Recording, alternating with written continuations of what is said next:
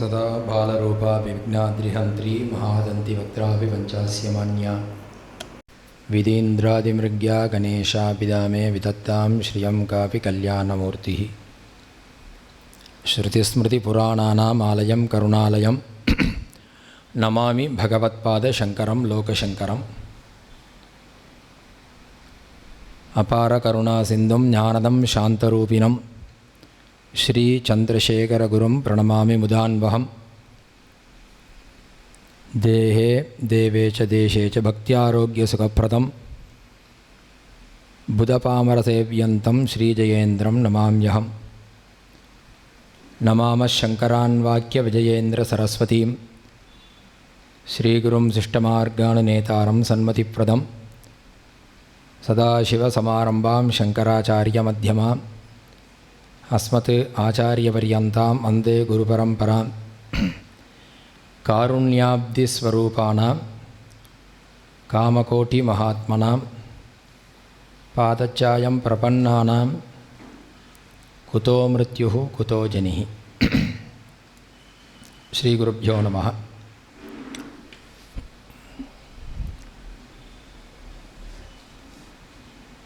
परम करुणामूर्तिயான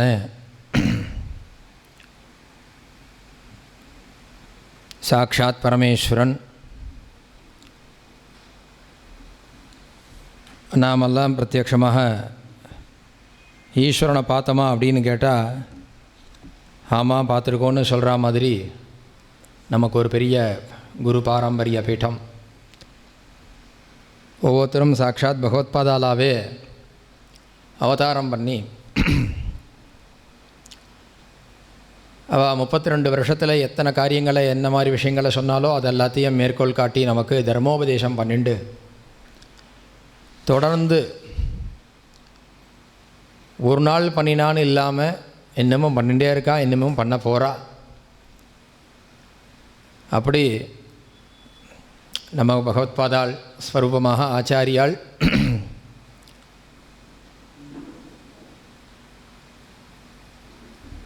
நம்மளுடைய காமகோட்டி பீட்டத்தில் மூலாம்நாய சர்வஜ்ஞ பீட்டத்தில் 68வது பீட்டாதிபதியாக பிரகாசிச்சவா ஸ்ரீ ஸ்ரீ மகாபிரிவா சந்திரசேகரேந்திர சரஸ்வதி சுவாமிகள் அவள் பண்ணதான தர்மோபதேசங்கள். தர்மம் அப்படின்னு சொன்னால் பாரு, ஞானம் இல்லையா பக்தி இல்லையான்னு கேட்கப்படாது. தர்மம்னு சொன்னால் அது எல்லாமே அடக்காதவில்லை. எல்லா உபதேசங்களையும் 7 வால்யமாக பிரித்து ஒவ்வொரு காலத்தில் கொஞ்சம் கொஞ்சமாக அந்த தொகுப்பாசிரியர் ரா கணபதி அவர்கள் பரிசிரமப்பட்டு எழுதி எல்லா புஸ்தகங்களும் 7 காண்டமாக எப்படி யஜுர்வேத சம்ஹிதை இருக்கோ, எப்படி இந்த லோகங்கள் 7 லோகமாக இருக்கோ, எப்படி மோட்சபுரி 7ஆக இருக்கோ, அந்த மாதிரி இந்த 7 நிறையா சொல்லிகிட்டே போகலாம். அந்த மாதிரி 7 பாகமாக பிரித்து நம்ம தெய்வத்தின் குரல்னு கொடுத்து அதில் தொடர்ந்து நம்ம முதல் பாகத்தில் பார்க்க ஆரம்பித்து பார்த்துட்டுருக்கோம். இப்போ தான் நம்ம ஒரு 90 பக்கத்துக்கே வந்திருக்கோம். 6-7 மாதத்தில் படிக்கலாம். படிச்சுட்டே போனால் நேராக படிச்சுட்டே போகலாம். கொஞ்சம் புரிஞ்சுட்டு படிக்கணும் அப்படிங்கிறதுனால கொஞ்சம் அவகாசம் ஜாஸ்தியாகிறது. ஒருவேளை படிக்கிற என்னை காட்டிலும் கேட்குற உங்களுக்கு அதிகமாக புரியலாம். ஆனால் என்னுடைய புரிதல் குறைச்சலாக இருக்கிறதுனால என் கூட சேர்ந்து நீங்களும் கொஞ்சம் நிதானமாக படிக்க முடியாத ஒரு சிரமம் ஏற்படுறது உங்களுக்கும் அப்படியே இருக்குது. இருந்தாலும் ஒரு இடத்த பார்த்துட்டு போகிறச்சல அது அப்பாடா நன்னா பார்த்தோம் அப்படிங்கிறதான ஒரு திருப்தியோடு போனால் மேலே மேலே சௌரியமாக இருக்குங்கிறதுனால நிதானமாக போயின்ட்டுருக்கோம். ஆனந்தம் எங்கே அப்படிங்கிறத நம்ம போன மாதத்தோட கடைசி தலைப்பாக பார்த்தோம். அதோடைய கடைசி பாகமாக பேராகிராஃபாக பெரிவா சொல்லின்னு இருக்கிறது, மாயையை எப்படி உடைப்பது என்றால் ஆசைகளை அடக்குவதான் வழி. இப்போ மாயங்கிறது போனால் தான் பிரம்மங்கிறது தெரியுங்கிறது தான் நம்ம முதல்லேருந்து பார்த்துட்டு இருக்கோம். மாயங்கிறது போனால் தான் பிரம்மங்கிறது தெரியும். ஆன்சர் தெரிகிறது, அதோடைய ஸ்டெப்பு தான் தெரிய மாட்டேங்கிறது. இல்லை ஸ்டெப்பும் தெரிகிறது, ஆனால் அது உள்ள நம்மளால் போக தான், அதை தாண்டி போக தான் நமக்கு முடிய மாட்டேங்கிறது. அதுதான் நம்மளுடைய சிரமம். அப்போ மாயை உடைப்பது என்றால் ஆசைகளை அடக்குவது தான் வழி. மனம் இருக்கும் வரை ஆசைகள் இருக்கத்தான் செய்யும். அதனால் மனத்தை அடக்கிவிட வேண்டும். மனம் அடங்கிவிட்டால் மரண நிலையில் இருப்பது போல் ஒரு சக்தியுமின்றி ஜடம் மாதிரி ஆவோம் என்று எண்ணக்கூடாது. மாறாக இதுதான் சகல சக்திகளுக்கும் ஆதாரமான நிலை அப்படின்னு புரிஞ்சுக்கணுங்கிறார். மனசை அடக்கிட்டே என்ன ஒன்று உடனே கோமா ஸ்டேஜில் வந்துட்டேன்னு ஆகிடுமான்னு? அப்படியாகாது. இந்த இடத்துல போன தடவை கொஞ்சம் வேகமாக போயிட்டதுனால ஒரு விஷயம் சொல்கிறதுக்கு விட்டதுனால இது இந்த இடத்துல ஞாபகம் வச்சுன்னு இப்போ எடுக்கணும்னு தோணும். பெரியவாளுடைய பூர்வாசிரமத்தில், மகா பெரியவாளுடைய பூர்வாசிரமத்தில் ஒரு நிகழ்வு நடந்ததை ஒரு சின்ன கதையாக எழுதியிருக்கா. அதை பெரியவாலே சொல்லி ராகணபதி எழுதினது. நம்ம சொல்கிறதா இருந்தால் அப்படி தான் சொல்லுவோம். மற்றவா சொன்ன விஷயத்தை நாம் எடுத்து பிரசங்கிக்கிறது இல்லைங்கிறத உங்களுக்கு ஏற்கனவே சொல்லியிருக்கேன். அந்த மாதிரி பெரியவா பால்யத்தில் இருக்கிறச்சல விழுப்புரத்தில் ஒரு நாள் சாயங்காலம் பெரியவா அதை விளையாடின்னு இருக்கிறச்சல சின்ன பையனாக விளையாடின்னு இருக்கார். சுவாமிநாதனா, பெரியவாளாக இல்லை, சுவாமிநாதன் விளையாடின்னு இருக்கார். அப்போது ஒரு இன்சிடெண்ட்டை அவர் பார்க்குறார். அது ஒரு காரணமாக இருந்தது. இன்னொரு நாள் இன்னொரு விஷயம் நடந்தது, அது ஒரு காரணமாக இருந்தது. இந்த ரெண்டு காரணத்தை வச்சு இந்த கதையில் ஒரு முக்கியமான விஷயமாக இருக்குது. ஒன்று என்ன அப்படின்னா, விளையாடின்னு இருக்கிறச்சல ஒரு ஸ்வானம், ஒரு நாயானது அங்கே ஒரு சொம்புக்குள்ளே, ஒரு மண் சொம்புக்குள்ளே வாயை விட்டுடுத்து எடுக்க முடியாமல் தவிக்கிறது. அதை பெரியவா பார்த்து ரொம்ப கருணையோடு பார்க்குறார். அடாடா, கிட்ட போனால் கடிச்சிடும், ஆனால் அது சொம்புக்குள்ளே விட்டுடுத்து அது எடுத்து விட முடியல, அது தவிக்கிறது. சொம்புக்குள்ளேருந்து அந்த வாய் வெளியில் வரவே இல்லையா. இதை ஒன்று பார்த்து வச்சுன்னு இருந்திருக்கார்.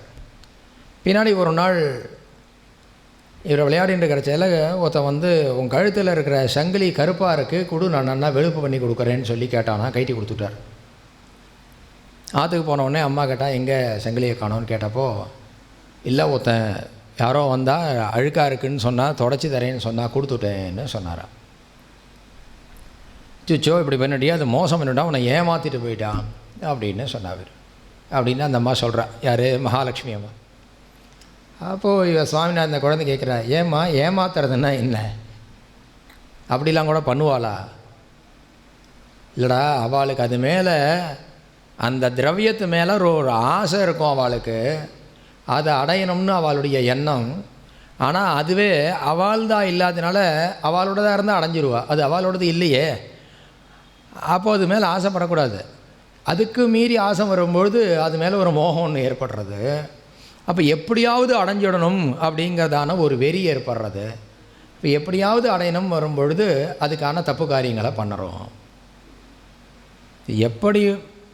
எப்படியாவது அடைஞ்சிடணுங்கிறது ஒரு தப்பு காரியம் பண்ணினா தான் அடைய முடியும். நமக்கு கிடைச்சது தான் நம்ம அனுபவிக்கணுங்கிறதுக்கு அதுலேயே பற்றுதல் வேண்டான்னு சொல்கிற செயல எண்ணூத்தருடைய திரவியத்தில். அப்போது எப்படியாவது அடைஞ்சிடணுங்கிறதுனால அதனை உங்ககிட்ட கேட்டு வாங்கின்னு போயிட்டான், பொய் சொல்லி வாங்கின்னு போயிட்டான். அது மேலே ஒரு ஆசை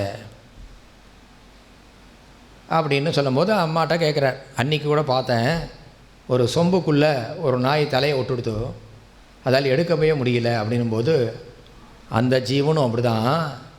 அது மண் பாத்திரத்துக்குள்ளே ஒரு தின்பண்டம் இருக்குது, அந்த தின்பண்டத்தை சாப்பிட்ணுங்கிறதுனால தலையை விட்டுடுத்து, தின்பண்டத்து மேலே உள்ள ஆசையில் தலையை விட்டுடுத்து, தின்பண்டம் சாப்பிட்டு முடிச்சுடுத்து தலையை வெளியெடுக்க முடியல, வாயை வெளியெடுக்க முடியல. அது ஆசையினால் ராக்கண்ணா அப்படின்னு சொல்ல. ஏம்மா இப்படிலாம் இருக்கணுமா அப்படின்னா, நான் இப்பயே சொல்கிறேன் கேளு, நீ ஆசையை விட்டுடு. நம்ம மாற்று குழந்தைக்கு ஆசையை விட்டுருன்னு சொல்லுவோம்மா?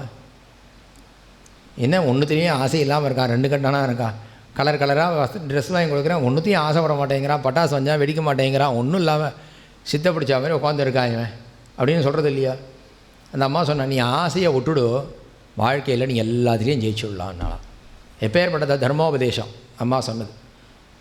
அவர் குரு யாருன்னு கேட்டார் அந்த ராகணபதி. அப்போது இவர் சொல்கிறார் இந்த விஷயத்தை. ஒவ்வொரு சமயத்தில் ஒவ்வொருத்தர்கிட்ட இப்படி இருந்தது அப்படின்னு.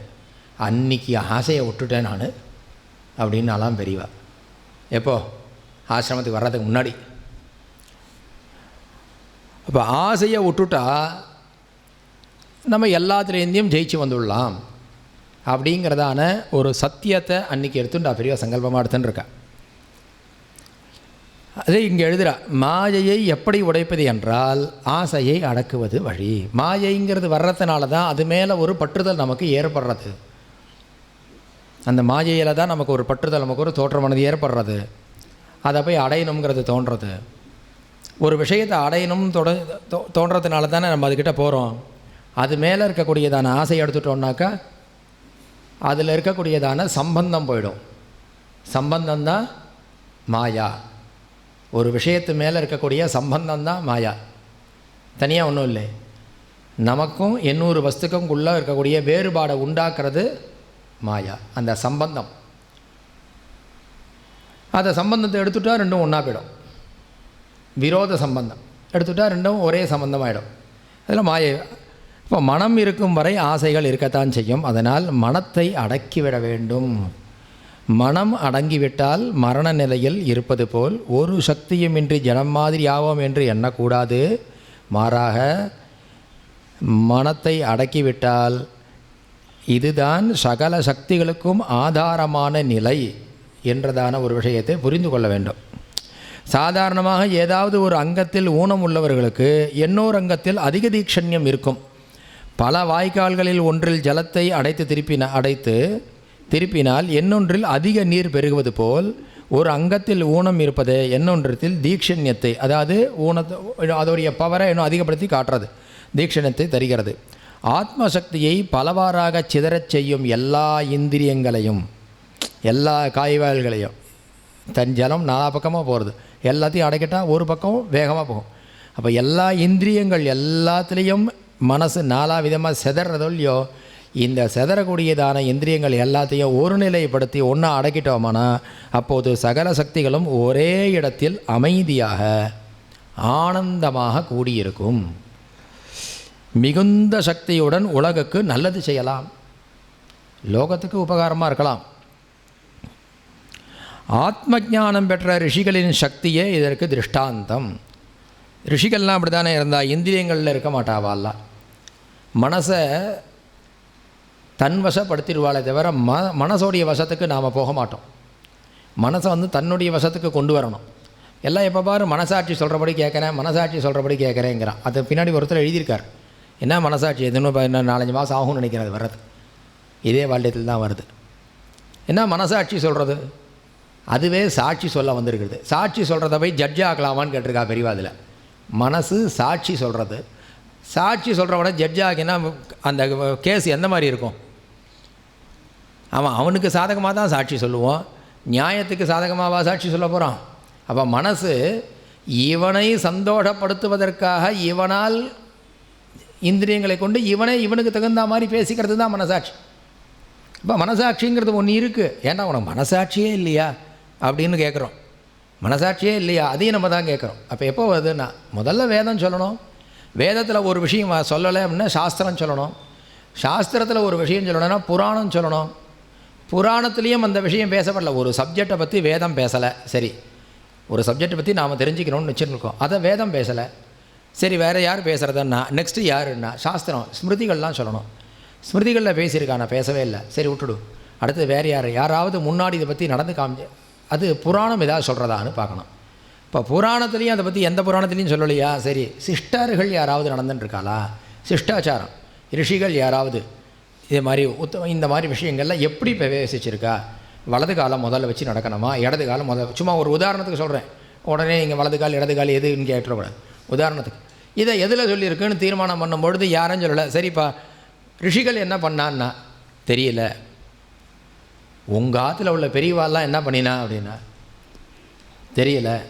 சரி, அப்போ என்ன பண்ணுற, மனசுக்கு இப்போது எது ஹிதமாக கொடுக்குன்னு நினைக்க, வலது கால் எடுத்து வச்சா கீழே விழுவியா, இடது கால் வச்சா விழுவியா, எதை வச்சா விழமாட்டேன், தீர்மானம் பண்ணிக்கோ. இப்போ நீ விழாமல் போகணும், எது பண்ணானா, இல்லை இந்த கால் தான் கொஞ்சம் பலம் சௌரியமாக இருக்குது, இதை தூக்கினா இந்த பக்கம் கீழே விழமாட்டேன், அதனால் இந்த கால் தூக்கி. அப்போ தான் மனசாட்சிக்கு வேலை. எடுத்த உடனே தீர்மானம் பண்ணக்கூடாது நான் எந்த காலை தூக்கி வைக்கணும்னு. இந்த மனசாட்சிங்கிறது கடைசியில் எதுலேயுமே சொல்லப்படாத ஒரு சமயத்தில் அப்போது எது நியாயமாக இருக்குமோ, எது மற்றவர்களுக்கு அது கூட மற்றவர்களுக்கு அஹிதமாக இருக்கக்கூடாது, மற்றவாளுக்கு விரோதத்தை கொடுக்க முடியா, சிரமத்தை கொடுக்க முடியா இல்லாததான ஒரு காரியம், அந்த காரியத்தை எடுத்து பண்ணுறதுக்கு மனசாட்சி தேவையாக இருக்குது. அப்போ ஆத்ம ஞானம் பெற்ற ரிஷிகளின் சக்தியே இதற்கு திருஷ்டாந்தம். சகல லோகங்களுக்கும் சகல காலங்களுக்கும் சென்று அவர்கள் விஷயங்களை தெரிந்து கொள்ளும் ஆற்றல் பெற்றிருந்தார்கள் இல்லையா? ரிஷிகள்லாம் அப்படி தானே இருந்தா. இங்கே இருக்கக்கூடிய சப்தம் மட்டும் அவளுக்கு இல்லையே, இதெல்லாத்தையும் விலைக்கு அவள் இந்திரியத்தை முன்னு கண்ணை முன்னு டக்குன்னு திரும்பினான்னா அவளுக்கு எந்த லோகத்தில் போகணும்னு தோணுதோ அந்த லோகத்தில் போய் நிற்பா. அவள் மனோவேகத்தில் அங்கே போயிடுவாள். அங்கே இருக்கிறதுனால அங்கே இருக்கக்கூடிய சப்தங்களெல்லாம் அவளால் கிரகிக்க முடிஞ்சுது. அதனால தான் ஆகாசத்தில் இருக்கக்கூடிய சப்தங்கள்லாம் கிரகித்து வேதமாக கொடுக்க முடிஞ்சுது அவளுக்கு. நம் காதுக்கு கேட்காத சப்தங்களை ஆகாயத்தில் கேட்டு வேத மந்திரங்களை கொடுத்தார்கள். எப்படி ஆசையை அடக்குவது, எப்படி மனத்தை நிறுத்துவது, ஆசையும் அடக்கணும், மனசையும் ஒரே நிலைமையில் நிறுத்தணும், எப்படி நிலைத்த ஆனந்தத்தை அடைவது என்று கேட்கிறவர்கள். என்ன பண்ணுறது? அந்த வேதங்கள் சொன்னபடி நடந்தாலே போதும். நான் ஒன்றும் தனியாக சொல்லலப்பா அப்படின்ட்டேன். எப்படி ஆசை அடக்கிறது சுவாமி, எப்படி மனசை அடக்கிறது சுவாமி, எப்படி ஆனந்தத்தை அடைகிறது சுவாமி, தலையாடிச்சுட்டே இருக்கார். கடைசியாக என்னென்ன எல்லாம் வேதம் சொல்கிறபடி கேளுங்க, வேதத்தில் என்ன சொல்லியிருக்கோ பண்ணுங்க, சந்தியாவந்தனாதி கர்மாக்களை ஒழுங்காக பண்ணுங்க. வேதம் முதல்ல சொல்லும்போதே சந்தியாவந்தனம் பிராத ஸ்நானத்தை தான் முதல்ல கர்மாவது தான் சொல்கிறது, அதிலேருந்து ஒழுங்காக பண்ணுங்க அப்படின்னு சொல்லிட்டார். வேதங்கள் சொன்னபடி நடந்தாலே போதும், முடிவில் பேரானந்தம் அடையலாம். இதற்கு பரமேஸ்வரன் அனுகிரகம் செய்வாராகன்னு ஆசீர்வாதம் பண்ணி அந்த டாபிக் அழகாக முடித்து அதுக்கு அடுத்தது எதிர்கொண்டு அழைப்பான் அப்படின்னு ஆரம்பிக்கிறார். எதிர்கொண்டு அழைப்பான் அப்படின்னு இந்த சப்ஜெக்டோட தலைப்பு. சமுத்திரம் ஆடாமல் அசையாமல் இருக்கிற போது ஒரு காற்று அடித்தால் உடனே அதில் ஜலத்துளிகள் குமிழ்களாக தோன்றுகின்றன. இன்னொரு காற்று அடிக்கிற போது அந்த குமிழ்கள் உடைந்து போகின்றன. பரமாத்மா ஆடாத அசங்காத சமுத்திரம் மாதிரி. மாயை என்கிற காற்றினால் அதிலே ஜீவாத்மாக்கள் என்ற நாமெல்லாம் குமிழ் மாதிரி தோன்றி இருக்கிறோம். ஆச்சாரியருடைய கடாட்சம் என்கிற நல்ல காற்று நம்மேல் பட்டால் குமிழ் உடைந்து ஜலத்துளி சமுத்திரத்தோடு ஐக்கியமாகி விடுவது போல் நாமும் பரமாத்மாவிடம் இரண்டர கலந்து விடுவோம். சமுத்திரம் ஆடாமல் அசையாமல் இருக்கிற போது, நடுவு கடலில் போனெல்லாம் அங்கே ஒன்றும் சலனமே இருக்காது, ஓரத்தில் தான் சலனம் இருக்கும். காற்று, அந்த காற்றோடைய உபாதையினால தான் சமுத்திரம் அந்த இடத்துல ஆடின்னு இருக்கு. பெரிய பெரிய ஏரி கூட சின்ன அலைகள் வரும், சமுத்திரம் வரைக்குமே போக வேண்டாம். அப்போ நடுவில் இருக்கக்கூடிய சமுத்திரத்தில் எதுவுமே இருக்காது. அப்போது திடீர்னு அங்கே ஏதாவது ஒரு காற்று அடிச்சதுன்னா நடுவு சமுத்திரம் கூட சமயத்தில் கொந்தளிக்கும். ஏதாவது புயல் கேள் வந்திருக்கு அப்படின்னாக்கா அங்கேயும் கொந்தளிக்கும். அந்த மாதிரி சின்ன காற்று அடித்தா சின்ன சின்னதாக ஒரு குமிழ்கள்லாம் ஏற்படுறது. அப்போது 800 காற்று அடிக்கும் பொழுது அந்த குமிழ் மேலே பட்டு அந்த குமிழ் உடஞ்சி போயிடுறது. சமுத்திரத்தில் சின்ன குமிழ் வருது, காற்று அடிக்கும் பொழுது அந்த குமிழ் மேலே பார்த்து அந்த குமிழானது உடஞ்சி போயிடுறது. அந்த மாதிரி பரமாத்மாங்கிற ஆடாத அசங்காத சமுத்திரம், அந்த ஆடாத அசங்காத சமுத்திரம்ங்கிறது பரமாத்மா. இதை மனிஷா வந்தகத்தில் ஒரு ஸ்லோகத்தை சொல்கிறார். யத் சௌக்கியாம்புதிலேஷலேஷத இமே சக்கராதயோ நிர்வృతాः யச்சித்தே நிதராம் பிரசாந்தகலனே லப்த்வா முனிர் நிர்வృతः யஸ்மின் நித்யசுகாம்புதௌ கலிததீஹி பிரம்மைவ ந பிரம்மவித் யக் கஷ்சித் ச சுரேந்திரவந்திதபதः நூனம் மனிஷா மமா அப்படின்னு சொல்கிறார். ஆத்மாட்ட எல்லாருக்கும் ஒரு பிரீத்தி இருக்குது. ஒரு ஆத்மானந்தம் அப்படிங்கிற ஒரு விஷயத்தில் எல்லாருக்கும் பிரீத்தி இருக்குது. அந்த ஆத்மாக்கிட்ட என்னத்தினால பிரீத்தின்னா அது குறைவில்லாத ஒரு சந்தோஷத்தை கொடுக்கறது. அதுக்கு பேர் தான் ஆனந்தம்னு பேர். அந்த ஆனந்தம் இருக்கிறதுனால அதில் எல்லாருக்கும் பிரீத்தி இருக்குது. அதில் எல்லாரும் அதை அடையணும்னு ஆசைப்படுறச்சேல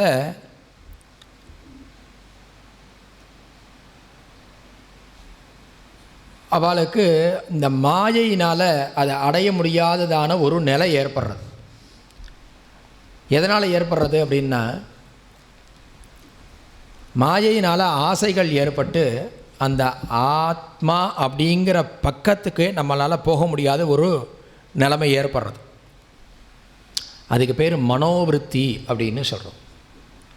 மனசோடைய செயல்கள், மனசோட வேலைகள், காரியங்கள்.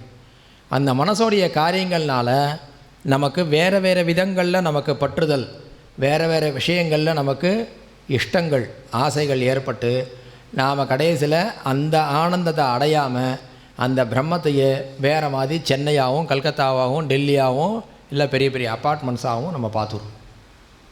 இது மேலே இருக்கக்கூடியதான விருத்தி, மனோவிருத்தியினால் அப்படின்னு சொல்கிறார். இது மாதிரி பரமாத்மா ஆடாத அசங்காத சமுத்திரம் மாதிரி மாயை என்கிற காற்றினால் அதில் ஜீவாத்மாக்கள் என்கிற நாமெல்லாம் குமிழ் மாதிரி தோன்றி இருக்கிறோம். இது இந்த இடத்துல வேற ஒரு காரணத்துக்காக சொல்லியிருக்கார்.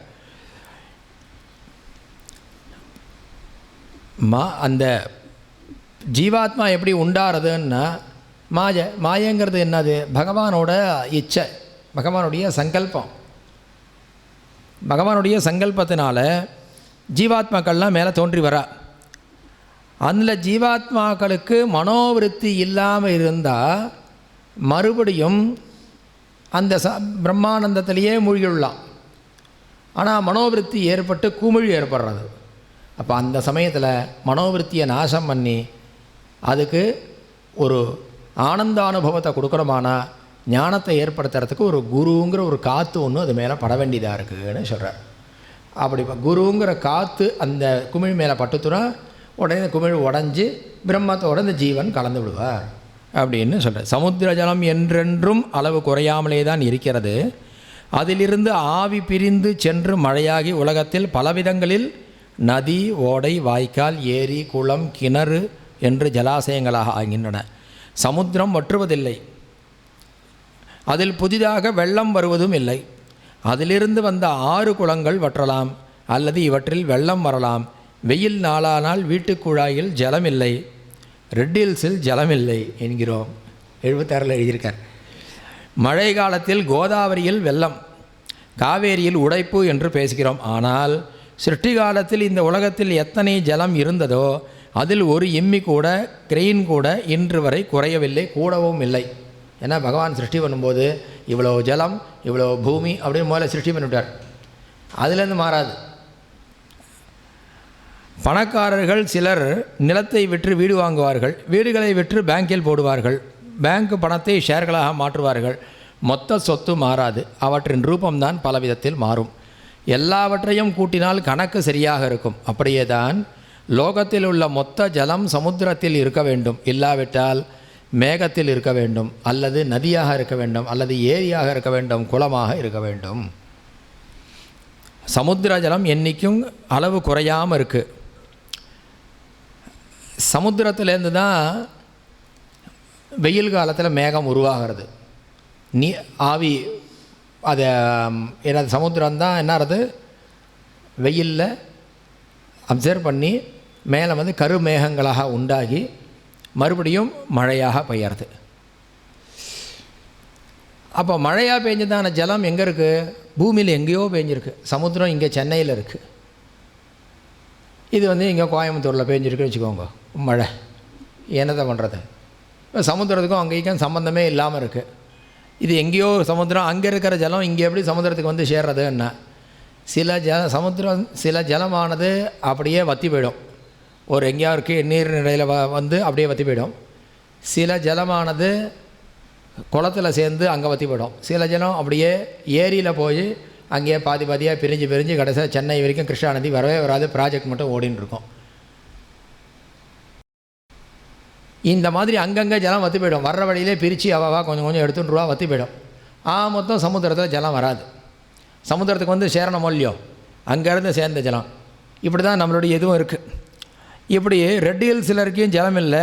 மழை காலத்தில் கோதாவரியில் வெள்ளம் வருதுங்கிறா, ஆனால் காவேரிலையும் உடப்பு இருக்குது, நிறைய வெள்ளம் வருதுங்கிறா. இப்படியெல்லாம் இருந்தாலும் கூட ஒரு இடத்துல ஜலமே இல்லை, ஒரு இடத்துல எக்கச்சக்கமாக வெள்ளம் அப்படின்றதுனால எங்கேயோ ஜலம் கூடிடுத்தோ அப்படின்னு சொன்னால் அப்படிலாம் கூடவே கூடாது. சிருஷ்டி காலத்தில் எவ்வளோ ஜலத்தை சிருஷ்டி பண்ணாரோ அந்த ஜலம்தான் அப்படியே இருக்கும். அது ரூபங்களில் தான் வேறு வேறையாக மாறி இருக்கும் அப்படின்னு ஒரு வழியை சொன்னார். எதுக்கு சொல்கிறார் இதை அப்படின்னா, பரமாத்மா பலவாக தோன்றியிருக்கிறார். பரமாத்மா பலவிதமாக தோன்றியிருக்கிறார். தோன்றிய பின்னும் சமுத்திரம் மாதிரி கூடாமல் குறையாமல் இருக்கிறார். நமக்கு கூடுதல் குறைவு எல்லாம் உண்டாகிறதாக தோன்றுகிறது. ஆனால் உள்ளது ஒன்றேதான் என்ற ஞானம் வந்தால் எங்குமே கூடுதலும் இல்லை குறைவும் இல்லை. இந்த சமுத்திரங்கிறத மறுபடியும் பரமாத்மாங்கிறத கொண்டு போய் அதோட சமன்வயப்படுத்தி அவன் என்ன சொல்கிறார், இந்த சமுத்திரம் எப்படி சிருஷ்டி காலத்தில் பெருசாக தோணி அதிலிருந்து ஜலம் ஏரி குளம் இதுவாக வந்ததோ அந்த மாதிரி சமுத்திரமே தான் ஏரியாக இருக்குது, சமுத்திரமே தான் குளமாக இருக்குது, சமுத்திரமே தான் கிணறாக இருக்குது, நதியாக இருக்குது. அந்த மாதிரி பரமாத்மாங்கிறது ஒன்று. அந்த பரமாத்மாவே பல ரூபத்தில் அவதாரம் பண்ணுறார், தோன்றியிருக்கிறார். அப்படி தோணினாலும் பரமாத்மா தான் சமுத்திரம் மாதிரி எங்கே இருக்காருனார், அங்கேயும் சரி இங்கேயும் சரி மொத்தத்தில் அதோடைய போர்ஷன் எவ்வளவோ அதை கூடவும் இல்லை குறையவும் இல்லை, பூர்ண வஸ்துவாக, குறைச்சல் ஒன்று இருந்தால் தான் கூடன்னு ஒன்று வர்றதுக்கு பூர்ண வஸ்துவாக இருக்குது. அப்படிங்கிறதான ஒரு பெரிய ஞானம் வந்துடுச்சுன்னா இந்த பரமாத்மா தான் சர்வத்திலையும் வியாபிச்சிருக்கு அப்படிங்கிறத ஞானம் வந்துடுச்சுன்னா அப்போ இதில் கூடுதல் ப்ளஸ் மைனஸ் அப்படிங்கிறது கூடுதலும் இல்லை குறையவும் இல்லை. ஜலத்தை திருஷ்டாந்தமாக வைத்து பரமாத்ம ஜீவாத்ம சம்பந்தத்தை சொல்லும்போது ஏன் சொல்கிறேங்கிறத சொல்கிறார். நதிகளை பற்றி விசேஷமாக சொல்ல வேண்டும். சமுத்திர ஜலம் மழையாகி அதிலிருந்து ஏரியும் குளமும் குட்டையும் கிணறும் உண்டாகின்றன. இவை மறுபடியும் சமுத்திரத்தில் கலப்பதில்லை. ஆனால் எல்லா நதிகளும் சமுத்திரத்தையே தேடி வந்து கலந்து விடுகின்றன. வடக்கே ஒரு நதிக்கு சோன் என்று பெயர். சோனம் என்றால் சிகப்பு. அதில் தான் இந்த சோனபத்ரம்னு எடுக்கிறோமே பிள்ளையார் பூஜை பஞ்சாயத்து பூஜையில். அது இந்த நதி சிவப்பான மண் வழியே ஓடுகிறது. ஆந்திராவில் கிருஷ்ணா நதி இருக்கிறது. கிருஷ்ணா என்றால் கருப்பு. இந்த நதி கருப்பு மண் மீது ஓடுகிறது. கங்கை என்றால் வெளுப்பு. இதுவும் அது ஓடி வருகிற பிரதேசத்தை பொறுத்து ஏற்பட்ட பெயர்தான். மூன்றும் ஒரே சமுத்திரத்தில்தான் கலக்கின்றன. சிவப்பு ரஜோகுணம், கருப்பு தமோகுணம், வெள்ளை சத்வகுணம். மனசானது மூன்று குணங்களில் முக்குணங்களில் எதில் பாய்கிறதோ அதை ஒட்டி ஜீவாத்மாவின் சுபாவம் அமைகிறது. அப்படியானாலும் கடைசியில் பரமாத்ம சமுத்திரத்தில்தான் கலந்தாக வேண்டும். முதல்ல சொன்னது புரிஞ்சாமல் இருந்திருந்தால் கூட இந்த விஷயம் கொஞ்சம் வரும்போது இப்போ புரியும். ஏன்னா முதல்ல அவர் சொன்னதான காரணம் முதல்ல புரியல. எதுக்காக சொல்கிறாருங்க இப்போ தெரியும் போது தான் விஷயம் காரணத்தை சொல்லும்போது நமக்கு தெரிய வருது. ஜலத்தை நான் திருஷ்டாந்தமாக ஒரு எக்ஸாம்பிளாக வச்சு சொல்லிருக்கேன். என்ன சொன்னேன், சமுத்திரத்தை பரமாத்மாவும் நதிகளை ஜீவாத்மாவும்னு சொல்லிட்டேன். அப்படி சொல்லும் பொழுது இன்னொரு விஷயத்தையும் நான் உங்களுக்கு சொல்லணும்னு நினைக்கிறேன். எல்லா நதிகளும் சமுத்திரத்தில் கலக்கிறது இல்லைங்கிறது ஒரு விஷயம் இருக்கட்டும், அது ஒரு பக்கமாக இருக்கட்டும். ஆனால் எல்லா நதிகளும் சமுத்திரத்தையே தேடி வந்து எப்படியாவது கலந்துடுறதுங்கிறதையும் ஒரு பக்கம் புரிஞ்சிக்கிறோம். அதுக்கு முன்னாடி ஒரு விஷயம் என்ன அப்படின்னா, சிகப்பு மண் வழியாக அந்த இப்போது சமுத்திரத்துலேருந்து மேலே போன ஜலம் இருக்குது. அந்த ஜலத்துக்கு எதாவது கலர் இருக்கா? அது ஸ்பட்டிகமாக இருக்குது. ஏன் கலர் இல்லை? அதுக்கு இன்னும் பூமியில் உள்ள சம்பந்தம் வரல. ஒரு சிகப்பு கலர் பவுலில் ஜலத்தை விட்டால் வாட்டர் வந்து சிகப்பாக தெரியாது. எந்த கலர் பவுலில் விடுறோமோ அந்த கலரில் தான் ஜலம் தெரிய போகிறது. அப்போ ஜலமானது சுத்த பிரம்மமாக இருக்குது. அதுக்கு எந்த ஒரு குணமும் இல்லை. அதுக்கப்புறம் அது சிகப்பு மண்ணில் வந்து விழருது. அது அழகாக எடுத்து 3 நதியை ரஜோகுணம் தமோகுணம் சத்வகுணத்துக்கு கொண்டு வரணுங்கிறதாக கொண்டு வந்திருக்கார். ரஜோகுணம்ங்கிறது சிகப்பு வரணும். அதனால் ரஜோகுணத்தில் சோனா நதியில் வருது, அந்த ஜலம் சிகப்பாக தெரியறது. கிருஷ்ணா நதியில் வர்ற ஜலம் கருப்பு மண்ணில் பட்டதுனால கருப்பாக தெரியறது. கங்கா ஜலம் வெள்ளை மண்ணில் பட்டதுனால வெள்ளையாக தெரியறதே தவிர ஜலம் எல்லாம் ஒரே குணத்தில் தான் இருக்குது. அது சம்பந்தத்தினால அந்த மாதிரி குணங்கள் மாறுறது. ஆனால் எல்லா ஜலமும் எங்கே வருதுன்னா சமுத்திரத்தில் வந்து சேர்ந்துடும். எப்படி சமுத்திரத்தில் வந்து சேரும்னா, நம்ம ஸ்லோகமே சந்தியாவந்தனத்திலே சொல்கிறோமே, ஆகாஷாத் பதிதம் தோயம், அவ்வளோதான். யதா கச்சிதி சாகரம் ஆகாஷாத் பதிதம் தோயம் யதா கச்சதி சாகரம் சர்வதேவ நமஸ்காரா கேசவம் பிரதிகச்சதி அப்படின்னு எல்லா சுவாமிக்கும் நம்ம பண்ணக்கூடிய நமஸ்காரம் கேசவனான பிரம்மத்தையே அடையிறது அப்படிங்கிறத சொல்கிறதுக்கு இந்த சமுத்திரம் பிரம்மமாக இருக்குது, நதிகள்லாம் ஜீவனாக இருக்குது, ஜீவாத்மாவாக இருக்குது.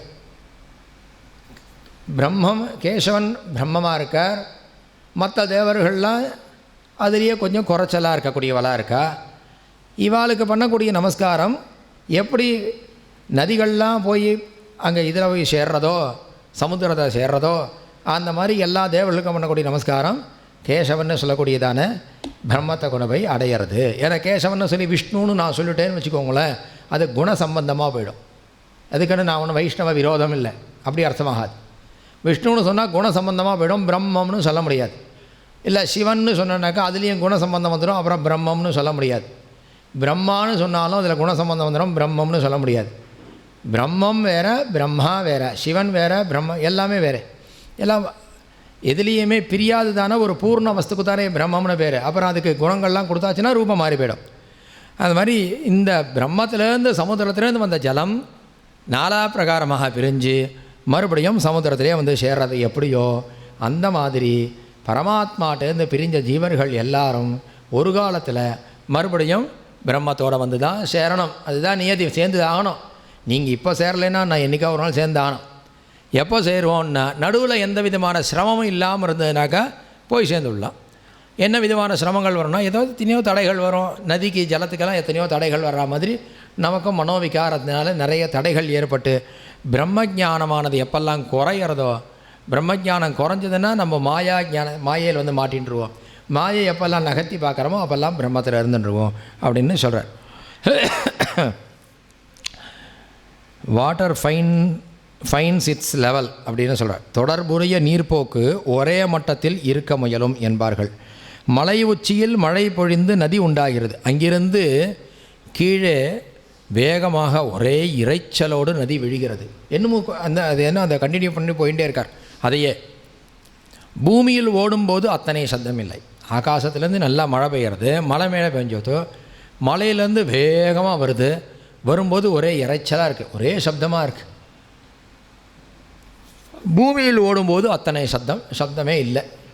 பார்க்கலாம், நம்மளே கங்கையை பார்த்தா தெரியும். ஒகேனக்கலுக்கு போனால் அப்புறம் எது கங்கை அவ்வளோ தூரம் போவானா? ஒகேனக்கல் போனால் தெரியும் அங்கே இருக்கக்கூடிய சப்தமும், அதுக்கப்புறம் இங்கே வந்து கல்லணை கிட்டே வந்துருச்சுன்னா அங்கே போகிறக்கூடிய சப்தமும் தெரியும். அத்தனை சப்தம் இல்லை. முடிவில் சமுத்திரத்தில் கலந்த பின் சத்தமே இல்லை, அங்கே சப்தமே இல்லை. அப்போதுதான் நதி தன் லெவலுக்கு வருகிறது. அதாவது லெவலுக்கு வந்தவுடன் பரமசாந்தமாகிறது. எதிலுமே சரி லெவல், அதாவது அளவு அறிந்து அந்த மட்டத்தோடு நிற்கிற மனோபாவம், இதுதான் இந்த சப்ஜெக்டோட முக்கியமான பாயிண்ட்டு. எதிலுமே சரி லெவல், அதாவது அளவு அறிந்து, அந்தந்த அளவு அறிந்து அந்த மட்டத்தோடு நிற்கிற மனோபாவம் வந்தால்தான் சாந்தம் உண்டாகும். லெவலுக்கு மீறி செய்கிற தாட்பூட் காரியங்கள் பிறருக்கு பிரமிப்பூட்டலாம். ஆனால் இதனால் நாமே நம் சாந்தியை குலைத்து கொள்வதுதான் பலன். உருட்டல் புரட்டல் இறைச்சல் எல்லாவற்றையும் குறைத்து அடக்கமாக வருகிற நதியை சமுத்திரம் எதிர்கொண்டு சென்று வாங்கி கொள்கிறது. இதனால்தான் நதியின் சங்கமஸ்தானங்களுக்கு சிறிது தூரம் முன்னால் இருந்தே உப்பு கரிக்கிறது. நாம் லெவலை மீறாமல் அடக்கமாக சென்றால் பரமாத்ம சமுத்திரமும் நம்மை எதிர்கொண்டு அழைத்து போய் தனக்குள் அடக்கம் செய்து கொண்டு விடும். எதிர்கொண்டு அழைப்பான்னு சொல்லி யார் அழைப்பார்? பரமாத்மா ஜீவாத்மனை எதிரில் வந்து அழிச்சின்னு போவாரா.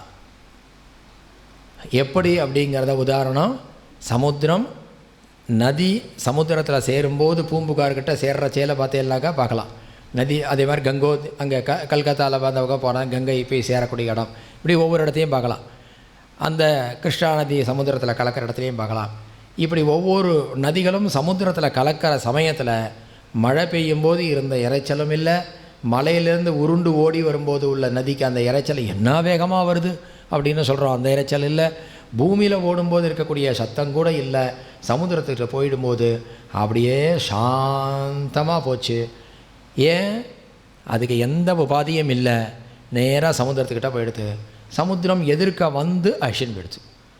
அந்த மாதிரி நம்மளுடைய ஜீவர்களும் கூட பிறந்த உடனே அதுலேருந்து ஆரம்பித்து நம்மளுடைய மாயையினால், ஆசையினால், பற்றுதல்களால், மோகத்தினால் எத்தனை விதமான காரியங்கள் கர்மாக்களில் மாறி மாறி நம்ம பிரவேசம் பண்ணி ஒவ்வொரு விதமாக கர்மாக்களை அடைஞ்சு அந்த கர்மாக்களை பண்ணி பண்ணி பண்ணி அதில் இருக்கக்கூடியதான சுகதுக்கங்களை அனுபவித்து அதனால் மறுபடியும் மேலும் இந்த சுகத்துக்கு ஆசைப்பட்டு மேற்கொண்டு காரியம் பண்ணி துக்கம் வந்துடுறதுக்காக அதுக்காக துக்கப்பட்டு, இல்லைனா அந்த துக்கத்துக்கு இன்னொருத்தர் தான் காரணம்னு அவன் மேலே பழிய போட்டு அவனுடைய நிம்மதியும் குறைச்சி நம்மளுடைய நிம்மதியும் குறைச்சி இப்படியெல்லாம் சஞ்சாரம் பண்ணிகிட்டே போய் இதுதான் மலையிலேருந்து ஜலம் உருண்டு ஓடுற சத்தம் மாதிரி நம்ம போராட்டமான வாழ்க்கைப்பா இது அப்படின்னு சொல்கிறோம். போராட்டம் என்ன போராட்டமான வாழ்க்கை?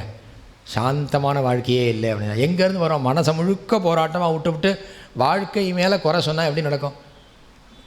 சாந்தமான வாழ்க்கை வேணும்னா உள்ளுக்குள்ளேருந்து சாந்தத்தை வெளிப்படுத்தினா வெளியில் இருக்கக்கூடியது சாந்தமாக நமக்கு தெரியும்.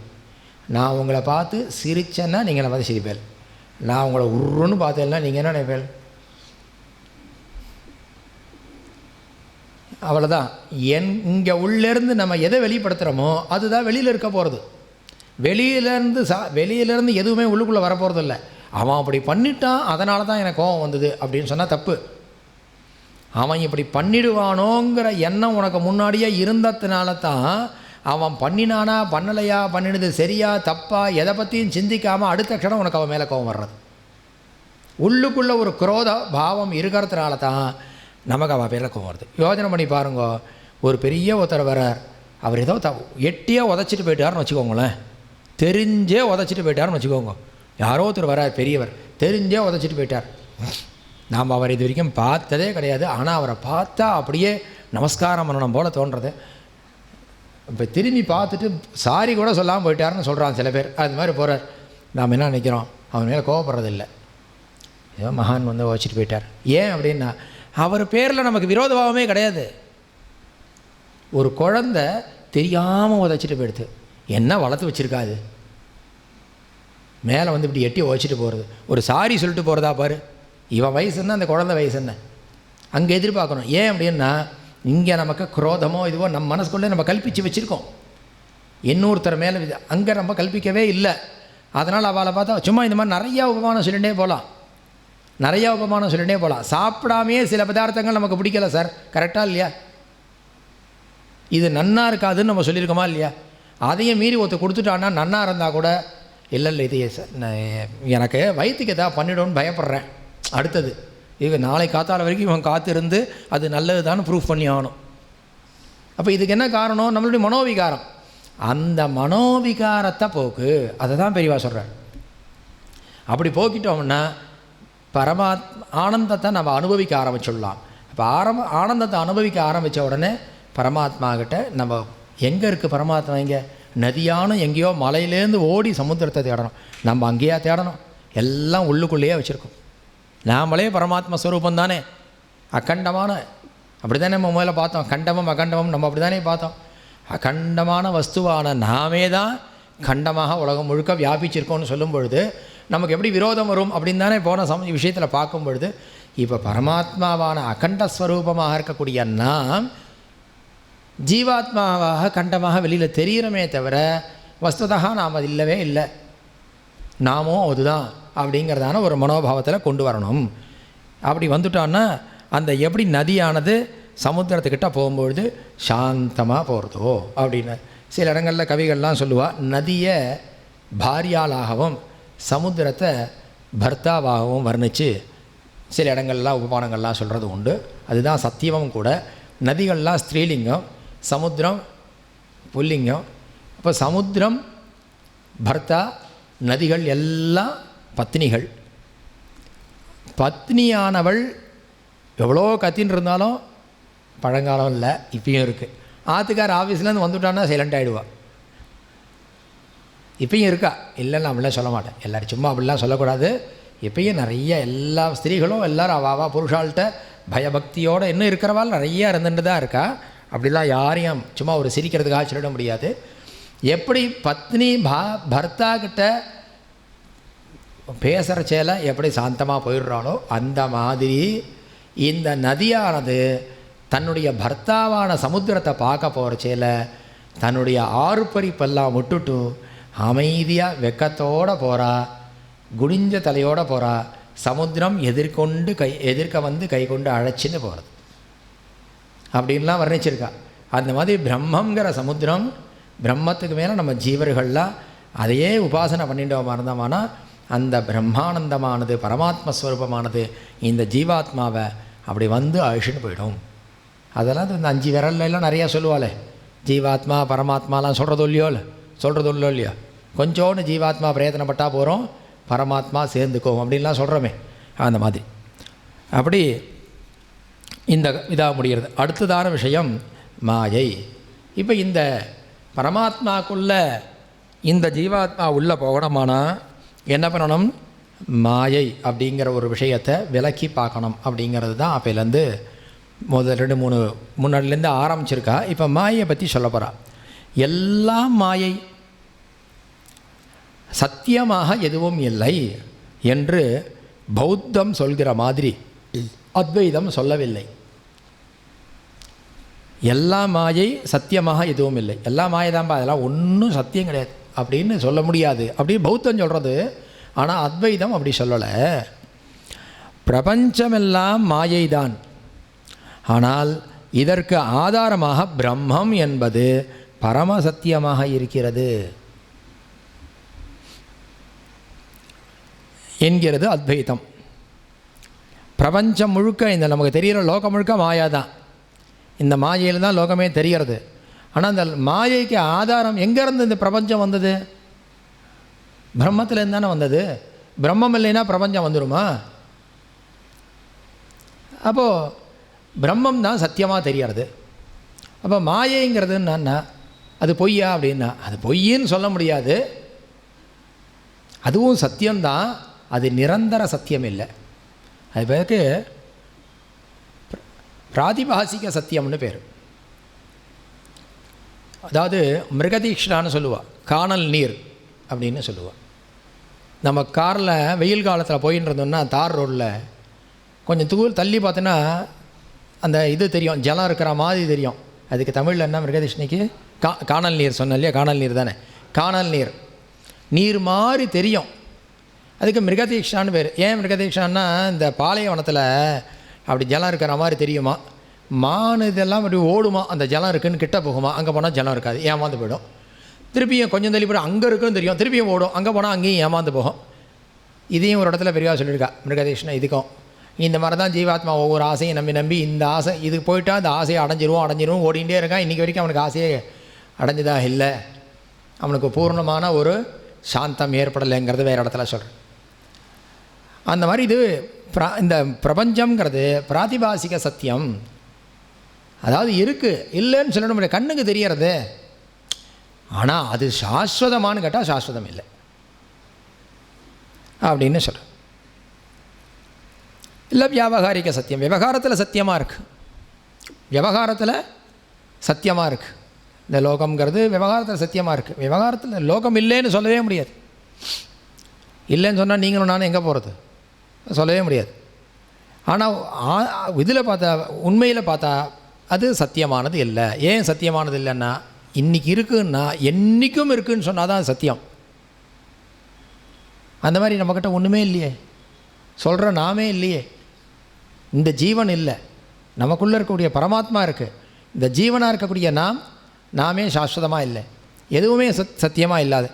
உலகத்தை மாயை என்று சொல்கிறீர்களே, இந்த உலகத்தில் இத்தனை காரியங்கள் கண்கூடாக நடந்து கொண்டிருக்கும் பொழுது இதை எப்படி மாயை என்று சொல்லலாம் என்று கேட்கிறார்கள். இதை போய் மாயேன்னு சொல்கிறேல, இவ்வளோ கண்கூடாக தெரிகிறதே, இது எப்படி மாயேன்னு சொல்கிறேன் அப்படின்னு ஒன்று. மாயை என்றால் அடியோடு இல்லாத வஸ்து என்று நினைத்து கொண்டு இப்படி கேட்கிறார்கள். மாயை என்றால் அடியோடு இல்லாத வஸ்து என்று நினைத்து கொண்டு கேட்கிறார்கள். டோட்டலாக கிடையவே கிடையாது அப்படின்னு நினச்சி கேட்குறா. ஆனால் மாயை என்பது அடியோடு இல்லாத வஸ்து அல்ல, அத்தியந்த அசத்து அல்ல. அத்தியந்த அசத்து இல்லைன்னு சொன்னாலே அசத்துங்கிறது கன்ஃபார்ம் ஆகிடுது. நீ அவ்வளோ முட்டாள் இல்லை அப்படின்னாக்கா அப்போ கொஞ்சம் முட்டாளும் ஒத்துக்குறியோ இல்லையோ அப்படிங்கிற மாதிரி தான் இருக்கு இல்லையா? அத்தியந்த அசத்து இல்லை. அப்போ அத்தியந்த அசத்துன்னா எதை சொல்லணும்? முயல் கொம்பு அல்லது மலடி மகன், முயலுக்கு கொம்பே கிடையாது, மலடிக்கு குழந்தை பிறக்காது, மலடி மகன் என்று சொன்னால் உடனே அது அடியோடு இல்லாத வஸ்து என்று தள்ளி விழுகிறோம். அது அத்தியந்த அசத்து. மாயை அப்படி இல்லை, அது இருப்பதாக நினைக்கிற மட்டில் இருப்பதாகவே தோன்றும். நீங்கள் இருக்குதுன்னு நினச்சாலும் அது இருக்குது. அது முயல் கொம்பு மாதிரி இல்லை, காணல் நீர் மாதிரியானது. காணல் நீர் கண்ணுக்கு தெரிகிறது, ஆனால் உண்மையில் அதில் ஜலமில்லை. அதை குடித்து நாம் தாக சாந்தி செய்து கொள்ள முடியாது.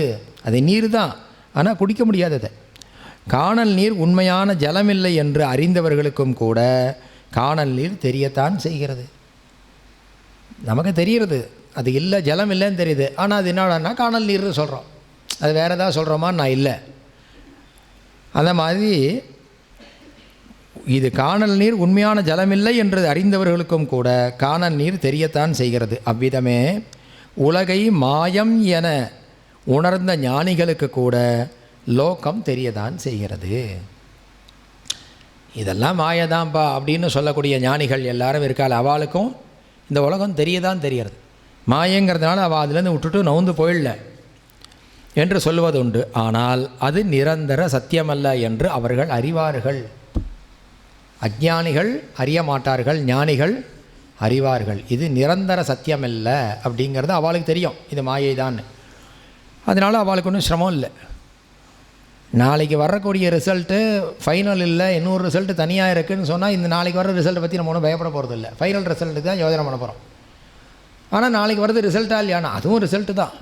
நாளைக்கு வர இன்னும் கொஞ்சம் கன்சால்டேட் பண்ணி கொஞ்சம் ப்ராக்டிக்கல்லாம் சேர்ந்து ஒரு மார்க் போட்டு அது ஒரு ரிசல்ட் வரும்போது அந்த ரிசல்ட்டு தான் ஒரிஜினல்னு சொல்கிறோம் இல்லையா? இப்போ எழுதக்கூடியதான எக்ஸாம்ஸ் எல்லாம் அந்த என்ட்ரன்ஸ் எக்ஸாம்லாம் அப்படி தானே இருக்குது. முதல்ல எழுதிகிட்டே இருக்கும் முதல்ல ஒரு கம்ப்யூட்டர்லேயே பண்ணிட்டு வரான். முடிச்சுட்டு எழுந்து வரும்போது அவன் மார்க் என்னன்னு அவனுக்கு தெரிஞ்சு போயிடும். எல்லாம் சூஸ் த பெஸ்ட் ஆன்சர் தானே, எல்லாம் போட்டு வந்தால் மார்க் என்னன்னு தெரிஞ்சிடும். அப்புறம் அதுக்குள்ளே ப்ராக்டிக்கல் ஒன்று இருக்கும். இந்த ரிசல்ட் வந்துடுத்து ஏன்னா வருத்தப்படலையான்னா இல்லை இன்னொரு ரிசல்ட் இருக்குன்னா அதையும் சேர்த்து கன்சால்டேட் பண்ண பார்த்தா தான் ஒரிஜினல் தெரியும். அந்த மாதிரி நிரந்தர சத்தியம் இல்லை என்று அவர் அறிவார்கள். அதனால் அவளுக்கு ஞானிகளுக்கு இந்த லோகம் மாயை பிரபஞ்சத்தை பற்றி எந்த விதமான ஒரு பற்றுதல் இருக்காது. திரும்பவும் அதே தான் சொல்கிறார். நம்ம ஏற்கனவே ஒரு விஷயத்தை பார்த்தது. இது நிறையா இடத்துல இந்த வேதம் சாஸ்திரம் இதே எக்ஸாம்பிளை தான் கொடுக்கும். ஒரு பழுதைன்னா ஒரு இது என்னது, ஒரு கயிறு. பாம்பென்று தவறாக எண்ணுகிறோம். பழுதையில் பாம்பு இல்லை என்பது உண்மை. இருந்தாலும் கூட அதை பாம்பாக எண்ணிய மட்டும் வாஸ்தவத்தில் இல்லாத பாம்பே நிஜமான பாம்பு உண்டாக்குகிற அத்தனை பயத்தையும் பதற்றத்தையும் நம்மிடம் உண்டாக்கி விடுகிறது. பாம்பு இல்லை அப்படிங்கிறது தெரிகிற வரைக்கும் பாம்பு மெய்யாக இல்லாத போதிலும் நமக்கு வியர்த்து விறுவிறுத்தும் நாம் பயபிராந்தி அடைந்தும் உண்மையே. உலகம் உண்மையில் நிரந்தர சத்தியமாக இல்லாத போதிலும் அதையே நாம் சத்தியமாக என்கிற மட்டில் இவ்விதமே சகல காரியங்களும் நடக்கின்றன. உலகம் உண்மையில் நிரந்தர சத்தியமாக இல்லாத போதிலும் அதையே நாம் சத்தியமாக எண்ணுகிற மட்டில், அந்த உலகத்தையே சத்தியம்னு நினச்சிக்கிற வரைக்கும் சகல காரியங்களும் இப்படியே நடக்கின்றன. பழுதை என்று தெரிந்து கொண்டவன் பயம் ஓடி போவது போல உலகமும் பிரம்மத்தை சார்ந்த ஒரு தோற்றமே, அதற்கும் ஆதாரமான பிரம்மம் ஒன்றே நிரந்தர உண்மை என்று அறிகிற போது காரியங்கள் எல்லாம் நின்று போகின்றன. இது நம்ம ஏற்கனவே பார்த்ததுனால இதை பற்றி நான் அர்த்தம் மேற்கொண்டு சொல்லலை உங்கள்கிட்ட. உலகமும் பழுதை என்று தெரிந்து கொண்டவுடன் பயம் ஓடி போவது போல உலகமும் பிரம்மத்தை சார்ந்த ஒரு தோற்றமே, அதற்கும் ஆதாரமான பிரம்மம் ஒன்றே நிரந்தர உண்மை என்று அறிகிற போது, இந்த லோகத்துக்கு ஆதாரமான பிரம்மங்கிறது அதுதான், அந்த ஒன்று தான் உண்மை அப்படின்னு அறிகிற போது காரியங்கள் எல்லாம் நின்று போகின்றன அப்படின்னு சொல்கிறேன். இப்போ இதெல்லாம் ஏன் பண்ணணும்னா, பகவான் ஏன் இப்படி மாயை ஏன் சிருஷ்டி பண்ணணும்? எதுக்கு இப்படி ஒன்று சிருஷ்டி பண்ணி நம்மளை அதில் வழி மாட்டி விட்டு அதுலேருந்து எழுந்து வான்னு கூப்பிட்டு இன்னும் வேண்டாம் வேலையாக இருக்குது. பண்ணும்போதே எல்லாரையும் பிரம்மமாகவே இருந்துட்டு போயிட வேண்டியதானே. அது ஏன் அப்புறம் ஜீவாத்மான்னு ஒன்று படைக்கணும், அப்புறம் அதுலேருந்து நீ எழுந்து வான்னு சொல்லணும், அப்புறம் மனசை அடக்குன்னு சொல்கிறது, இந்திரியத்தை அடக்குங்கிறது, இந்த விளையாட்டெல்லாம் எதுக்கு, ஏன்பா அப்படி சிருஷ்டி பண்ணேன் அப்படின்னு கேட்குறா பகவான்கிட்ட போய்ட்டு. அவர் சொல்கிறார், நான் ஒன்றும் சிருஷ்டி பண்ணலையேன்ட்டார்.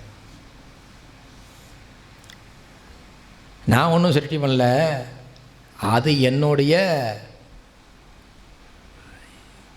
இச்சா சக்தியிலிருந்து தானாக உருவானது. மாயங்கிறது பகவானுடைய இச்சாசக்தியிலேருந்து தானாக உருவானது. தெய்வீகேஷா குணமயி மம மாயா துரத்யஜா மாமேவயே பிரபத்யந்தே மாயாமேதாம் தரந்தித்தே. அப்போ இப்படி இருக்க இந்த மாயை நீ சிருஷ்டி பண்ணலேங்கிறியே, அப்போது எனக்கு இது புரிஞ்சிக்க வேண்டியதானே, இது மாயை தான் அப்படிங்கிறது எனக்கு புரியணுமோ இல்லையோ, எனக்கு ஏன் அஜ்ஞானத்தில் புரியவே இல்லை அப்படின்னு சொல்கிறச்சேல, இப்போ பெரியவா என்ன சொல்லின்னு வந்தாலும் அந்த விஷயத்தை இந்த கீதையில் சொல்லக்கூடிய விஷயந்தான். தெய்வீ குணமயி மம மாயா துரத்யஜா. இந்த குணங்கள் இருக்கு இல்லையா, இது எல்லாமே கடக்கிறதுங்கிறது ரொம்ப கஷ்டம். இந்த மாயையை கடந்து போகிறது அப்படிங்கிறது ரொம்ப கஷ்டம். இதெல்லாம் தெய்வீ குணமயின்னு சொல்கிறா அந்த மாயைக்கு. இதை தாண்டி வெளியில் வர்றதுங்கிறது ரொம்ப துர்லபம், ரொம்ப சிரமம். அதை புரிஞ்சிக்கிறதுங்கிறது ரொம்ப சிரமம். என்னை பார்த்த உடனே எல்லாரும் என்னுடைய மாயையில் தான் எல்லாரும் இருப்பா. அந்த மாயையை தாண்டி என்னை புரிஞ்சிக்கணுமானா அதுக்கு ஒரு சிரமம். என்ன பண்ணணும்னா, ஏ மாமேவையே பிரபத்யந்தே மாயாமேதாம் தரந்தித்தே. அவளுக்கு ஒரே வழி என்னன்னா, என்னையே சரணாகதி அடைஞ்சிடுறது தான் அவளுக்கு வழி. ஏ மாமேவ பிரபத்யந்தே, எவர்கள் என்னையே பிரபத்தி செய்கிறார்களோ தே ஏதாம் மாயாம் தரந்தி, அவர்களால் தான் இந்த மாயைகளை தாண்ட முடியும் அப்படின்னு சொல்லும்போது இவர் எப்படி இருந்து சொன்னார்னா, பிரம்மமாக இருந்து சொன்னார். ஏன்னா சிருஷ்டியில் பிரம்மமாக இருந்ததுனால தானே சிருஷ்டி வந்தது. அப்போது பிரம்மத்தை இதை எல்லாத்தையும் விலக்கி பிரம்மமே கதி அப்படின்னு, பிரம்ம தியானத்தில் யார் ஒருத்தர் ஈடுபட்டு அவனுக்கு ஞானம் ஏற்படுறதோ அவள் தான் இந்த மாயையிலிருந்து வெளிப்பட்டு வெளியில் வர முடியும் அப்படின்னு சொல்கிறார். இப்படி அடியோடு இல்லாத வஸ்துவல்ல உலகம். அப்போது பகவானுடைய மாயை தானே இந்த உலகமே இருக்குது அப்படின்னு சொன்னால், இப்போது இது இல்லவே இல்லைன்னு சொல்லிடலாமா அப்படின்னு சொன்னால், இது அடியோடு இல்லாத வஸ்துவல்ல உலகம். ஞானம் வருகிற வரையில் உள்ள தோற்றம் அது. கனவு காண்கிற வரையில் கனவு மெய்யாக இருந்து நாம் விழித்து கொண்ட பின் நசிந்து போவது போல அப்படின்னு சொல்கிறார். இது உண்மையே. இது அப்போ அடியோடு இல்லைன்னு சொல்லிடலாமா அப்படின்னு சொன்னால், அடியோடு இல்லைன்னு சொல்லாதப்பா. அதுக்கு ஒரு உபமானம் சொல்கிறேன். கனவு தூங்கும்போது சொப்னம் காண்றோம். சொப்பனம் சத்தியமாக தான் இருந்தது. சொப்பனத்தும் போது தூங்குறச்சையில் நம்ம காண்றக்கூடிய சொப்பனம் இது கனவுன்னு நமக்கு தெரியறதில்லை, இது பொய் அப்படின்னு நமக்கு தெரியறதில்லை. அதை உண்மைன்னு தான் நினச்சிட்டு நம்ம ரமிச்சுன்னு இருக்கோம் சொப்பனத்தில். ஆனால் விழிச்சுட்டு உடனே தூங்கி எழுந்த உடனே ஓஹோ இந்த ஃப்ளாட்டு நம்மளுது இல்லையோ அப்படின்னு நமக்கு அப்புறமா தெரியறது. அப்போ தான் நேற்றுக்கு சாயங்காலம் போகும்போது வாங்கினா தேவலான்னு ஆசைப்பட்டது ஞாபகத்துக்கு வருது. ஓஹோ நேற்றுக்கு வாங்கினா தேவலான்னு ஆசைப்பட்டோம், ரொம்ப தீவிரமாக ஆசையப்பட்டோம்.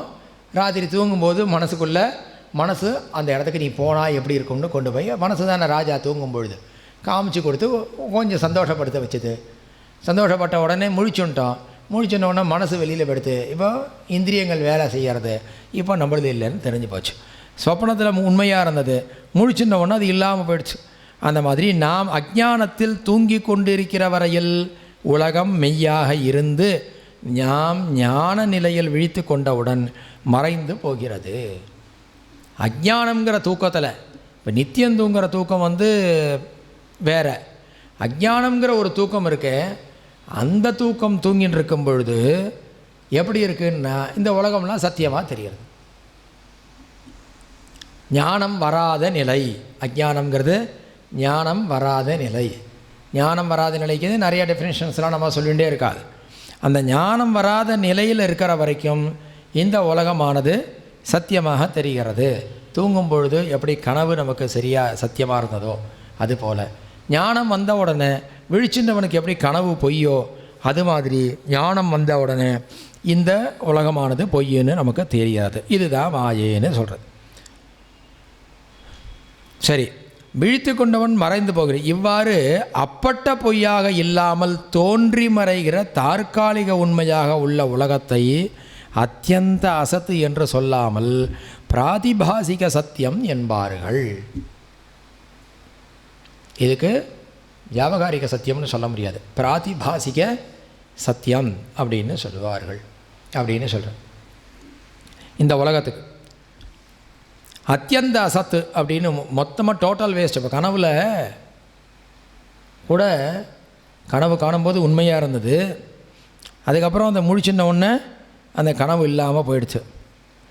அந்த மாதிரி தற்காலிகமாக உண்மையாக உள்ள உலகத்தை அத்தியந்த அசத்து என்று சொல்லாமல் பிராதிபாசிக சத்தியம், அதுக்கு ஒரு உபமானம் சொல்கிறார். எக்ஸாம்பிள், கிளிஞ்சலில் வெயில், கிளிஞ்சல் மேலே வெயில் பட்டதுன்னா அது வெள்ளி மாதிரி மினுமினுக்கும்.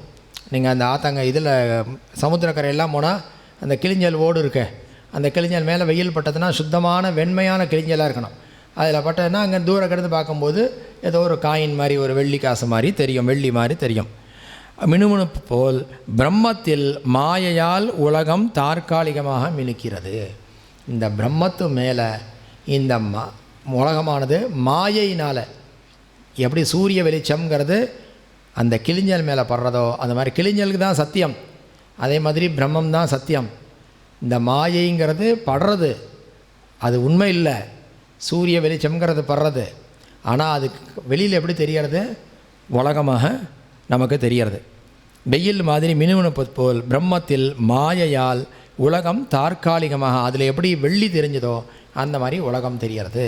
கிட்ட போய் அதை ஆராய்ச்சி பண்ணும்போது எப்படி நம்ம அன்றைக்கி பார்த்தோமே, ஒரு புஷ்பமாலையை ஆராய்ச்சி பண்ணால் அது கடைசியில் பாம்புன்னு நினச்சிட்டு போனால், இல்லைன்னு ஆராய்ச்சி பண்ண உடனே எப்படி ஞானம் வந்ததோ அந்த மாதிரி ஆராய்ச்சி பண்ணும்போது தெரியறது. மாயை என்பது ஞானிக்கும் பூஜ்யம், மாயை என்பது ஞானிக்கு பூஜ்யம்தான். ஆனால் ஞானம் வராத நிலையில் உள்ள ஜீவன், மாயைங்கிறது ஞானிக்கு பூஜ்யம்தான். ஞானம் வராத நிலையில் உள்ள ஜீவன் தன்னை ஒரு தனி எண்ணாக வைத்து கொண்டு தான் ஒரு நம்பர்னு நினச்சிண்டு பக்கத்தில் இந்த பூஜ்யத்தை சேர்த்து கொள்கிறான். என்ன மாதிரி ஒரு எக்ஸாம்பிள் கொடுக்குறார் பாருங்க.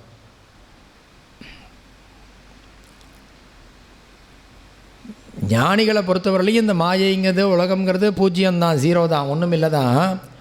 அவர் பூஜ்யமாகவே வச்சுன்னுட்டார்.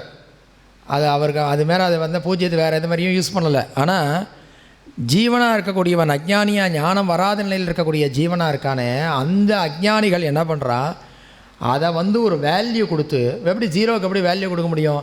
ஒரு நம்பர் பக்கத்தில் வச்சா தான் அது வேல்யூ ஆகும், இல்லைனா வேல்யூலெஸ் ஆகிடும் இல்லையா? அப்போது நம்பர் பக்கத்தில் வைக்கணும். தன்னை ஒரு நம்பராக ஆக்கிண்டு அது பக்கத்தில் இந்த பூஜ்யத்தை வச்சுக்கிறான் அப்படின்னு அழகாக சொல்கிறார். பூஜ்யத்தை சேர்த்து கொள்கிறார். ஒரு இலக்கத்துக்கு பக்கத்தில் வருகிற பூஜ்யம் அதை 10, 20, 100, 1000 என்று பெருக்குவது போல் ஆக்குவது போல் இந்த அஞ்ஞானிக்கு மாயையே பலவாக விரிந்து சத்திய வஸ்துக்களாக உலகமாக தோன்றுகிறது. அவன் எந்த அளவுக்கு அந்த பூஜ்யத்தை சேர்த்துக்கிறானோ அந்த அளவுக்கு அந்த நம்பர் கூடுற மாதிரி அவனுக்கு ஒரு மனோபாவம். ஆக்சுவலாக இவனும் ஒரு பூஜ்யந்தாங்கிறது அவனுக்கு தெரியல. அந்த மாதிரி இந்த மாயையான பிரபஞ்சத்தை எந்த அளவுக்கு அஃபெக்ஷனில் நம்ம சேர்த்துக்கிறோமோ, நாம் ஒரு நம்பராக நினச்சிண்டு பிரம்மத்தேர்ந்து விடுபட்டதான நாம் தனின்னு ஒன்று நினச்சிண்டு அதில் விடுபட்டது தான் நாமும் பிரம்மந்தான் புரிஞ்சிக்காமல் தனியாக ஒரு நம்பராக நம்மளை ஒரு நினச்சிண்டு அது மேலே எவ்வளவு தூரம் லோகத்தோடைய அஃபெக்ஷன்ஸை நம்ம ஏற்படுத்திக்கிறோமோ அதுக்கு ஒரு வேல்யூவை நாமளே க்ரியேட் பண்ணிக்கிறோமே தவிர இந்த அஞ்ஞானிக்கு மாயையே பலவாக விரிந்து சத்திய வஸ்துக்களாக உலகமாக தோன்றுகிறது. ஞானியே உள்ளது உள்ளபடி பார்க்கிறான். ஒரே சர்க்கரையினால் பல பொம்மைகள், அடுத்து எக்ஸாம்பிள் சொல்கிறார். அவரும் ஒரே விஷயத்தை எத்தனை எக்ஸாம்பிள் சொல்லி வச்சாலும் நாம் என்ன சொல்கிறோம், இதுக்கு போய் எதுக்கு இவ்வளோ எக்ஸாம்பிள்னு கேட்குறோம். கிட்டத்தட்ட ஒரு 5-6 எக்ஸாம்பிள் சொல்லிட்டாரா, இப்போ அடுத்தது சொல்ல போகிறார். சரி, இந்த 5ஐயும் திருப்பி சொல்ல முடியுமா கேட்டவா எல்லாராலையும்? கேட்கும்போது நமக்கு ஒரு சிரமம் இருக்குது. இந்த 5ஐயும் நம்ம இதுதான், இந்த 5 நான் லைனாக அவ்வளோத்தையும் கேட்டேன் அப்படின்னு சொல்ல முடியுமா? இல்லை அதை அப்படியே அப்ளை பண்ணி நம்ம லைஃப்பில் பார்க்க முடியுமா? அந்த அளவுக்கு வர்ற அளவுக்கு திருப்பி திருப்பி கேட்டுகிட்டே இருக்க வேண்டியது தான். சிரவணந்தான். ஞானியே உள்ளது உள்ளபடி பார்க்கிறான். ஞானியே உள்ளது உள்ளபடி பார்க்கிறான். பிரம்மத்தை பிரம்மமாக பார்க்குறான். ஒரே சர்க்கரையினால் பல பொம்மைகள் செய்திருக்கிறது போல் ஒரே பிரம்மம் இத்தனையும் ஆகியிருக்கிறது. ஞானியோட பார்வையில் சர்க்கரையினால் பாகற்காய் பொம்மை செய்து வைத்திருந்தால், சர்க்கரையினால் ஒரு பொம்மை பாவக்காய் மாதிரி ஒரு பொம்மை செய்து வைத்திருந்தால் விஷயம் தெரியாத குழந்தை அது கசக்கும் என்று ஓடி போகும். அது சர்க்கரைன்னு தெரியாது, பாவக்கான்னு தெரிஞ்சோடனே அது வேணா பாவக்காய் கசக்குன்னு போயிடுது. கசப்பு வஸ்துவாக தோன்றுகிற அதுவும் உண்மையில் மதுரமான சர்க்கரை தான். அது யாருக்கு தெரியும்? அது கசப்பு வஸ்து இல்லை, அது சர்க்கரையில் பண்ணப்பட்ட பொம்மைன்னு தெரியும். யாருக்கு தெரியும்? விஷயம் தெரிஞ்சவனுக்கு தான் தெரியும், பண்ணினவனுக்கு தான் தெரியும், அந்த பிரம்மத்துக்கு தான் தெரியும். இல்லை அவன் சொல்லணும், குழந்தை இல்லைடா இது பாவக்காய் இல்லை, இது ஒரு சர்க்கரையில் தான் அப்படி ஒரு பாவக்காய் அச்சு பண்ணியிருக்கோம் அப்படின்னு சொன்னால் தான் அந்த குழந்தைக்கு தெரியும். தெரிஞ்சுட்டு தான் அந்த குழந்தை அந்த பாவக்காய் எடுத்து சாப்பிட்றோம். பற்றியா நான் பாவக்காய் சாப்பிட்றேன் பார் அப்படின்னு சாப்பிட்றோம். அந்த மாதிரி சொல்லி கொடுக்குறோம், பண்ணவா சொல்லணும். அப்போ அந்த தெரியாத வரைக்கும் அது அந்த ரூபத்தை பார்த்து ஏமாந்து இது கசக்கும் அப்படின்னு சொல்லி தீர்மானம் பண்ணுறது. அப்போ அதை சொல்கிற பெரியவா சொல்லும் பொழுது, கசப்பு வஸ்துவாக தோன்றுகிற அதுவும் உண்மையில் மதுரமான சர்க்கரை தான். உலகம் எல்லாம் ஆனந்தமயமான பிரம்மம் ஒன்றே என்று ஞானி அறிவான். எல்லா பொம்மைகளும் சர்க்கரை தான் எல்லாருக்கும் தெரியும், ஞானிக்கு தெரியும். நமக்கு கசப்பு, அவனுக்கு இனிப்பு. அறியாத நமக்கு பாவக்கான்னு நம்ம கசப்பு நினச்சி ஓடி போயிட்டோம்.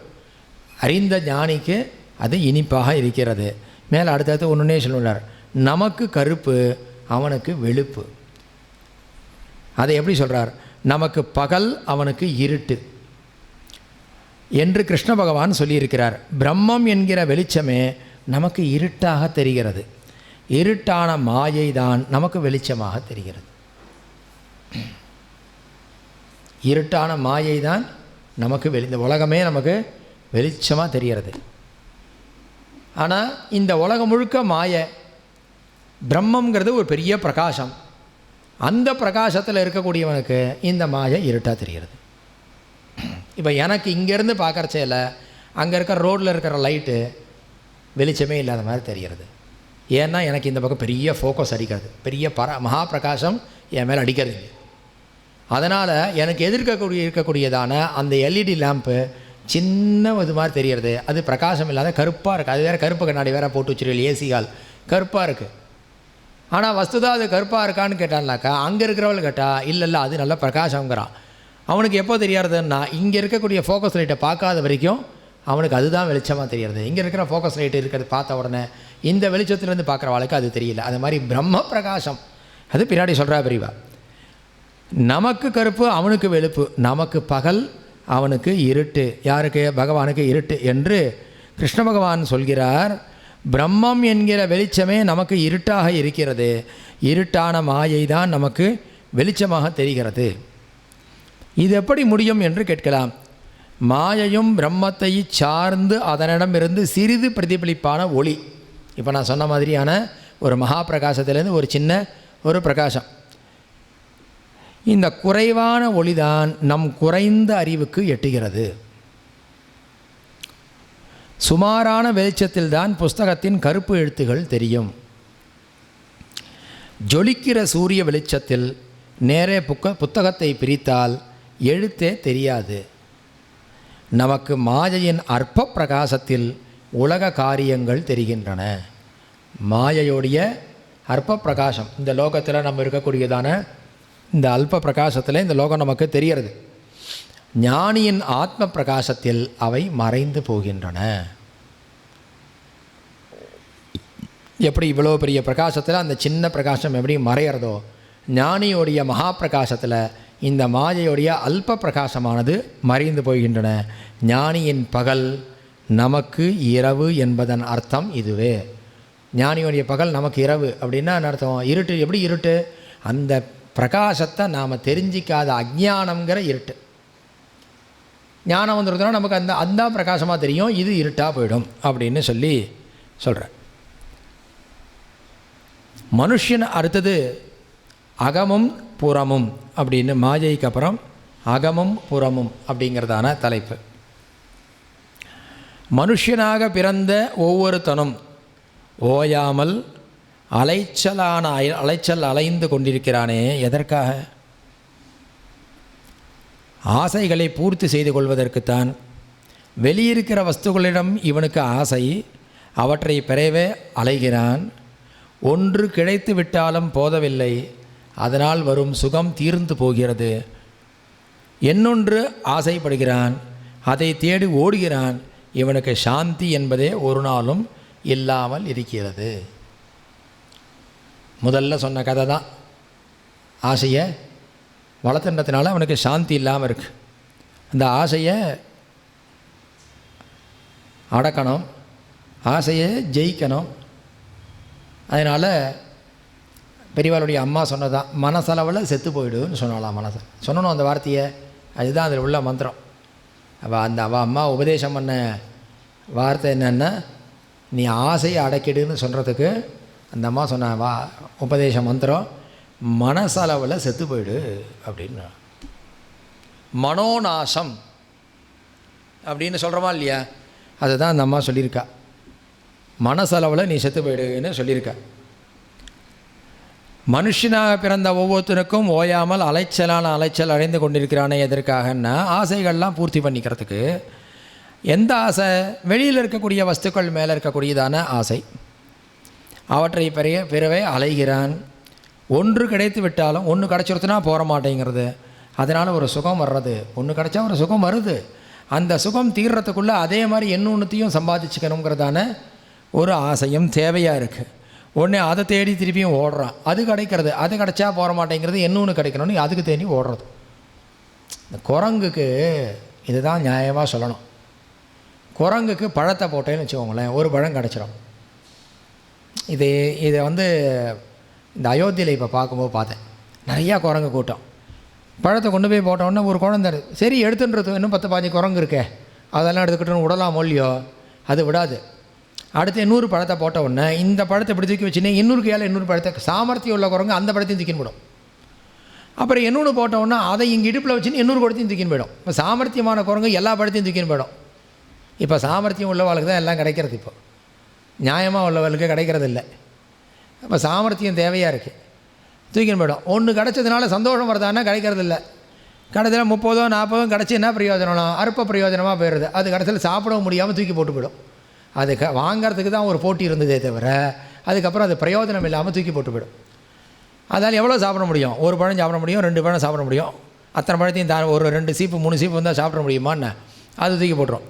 அது கடைசி ஓடி அது ஆசைப்படுறதே தவிர, அந்த ஆசையினால் கடைசியில் ஒரு எண்டை அதால் அடைய முடிகிறதில்லை. வெளியில் இருக்கக்கூடிய வஸ்து வந்தால்தான் சந்தோஷம். இதுதான் பாயிண்ட். இதில் வெளியில் இருக்கக்கூடிய ஆசைப்படு, சந்தோஷப்படு. எது மேலே ஆசைப்படணுமோ அது மேலே ஆசைப்படு. எது மேலே ஆசைப்படணுமோ அது மேலே ஆசைப்பட்டால் அது நமக்கு சிரமம் கொடுக்காது. வெளியில் இருக்கக்கூடிய வஸ்து வந்தால்தான் சந்தோஷம். ஆனந்தம் என்று துரத்தி கொண்டே இருப்பவனுக்கு சாந்தி எப்படி வரும்? வெளியில் இருக்கிற வஸ்து வந்தால்தான் சந்தோஷம், ஆனந்தம் என்று துரத்தி கொண்டே இருப்பவனுக்கு சாந்தி எப்படி வரும்? வெளியில் இருப்பது நம் வசத்தில் இருப்பது அல்ல. அப்படி ஒருவேளை அது வந்தாலும் வரும், போனாலும் போகும். அதை நம் வசப்படுத்தி கொண்டதாக நினைத்த போதே கைவிட்டு போகக்கூடும். நமக்கு அந்நியமான வெளி விஷயங்களில் இருந்து ஆனந்தத்தை சாஸ்வதமாக சம்பாதித்து கொள்வது நடக்காத காரியம். அது சாந்தியை கொடுக்கிற பிரயத்தனம்தான். சாந்தியை கெடுக்கின்ற பிரயத்தனம்தான். வெளியில் இருக்கக்கூடியதான வஸ்து வந்தால் தான் சந்தோஷம், அது வந்தால் தான் நமக்கு ஆனந்தம்னு நினச்சின்னு அது மேலே ஓடிகிட்டே இருந்தோமானா அது கிடைக்காது. அப்படியே ஒரு வேளை கிடைச்சாலும் அது சாஸ்வதமாக நம்ம கையில் நிற்காது. அது நம்ம கையை விட்டு போயிடும். இன்றைக்கி நம்மளதாக இருக்கிறது, நாளைக்கு இன்னொரு தடவை யாரதோ ஒருத்தரதாக ஆக போகிறது.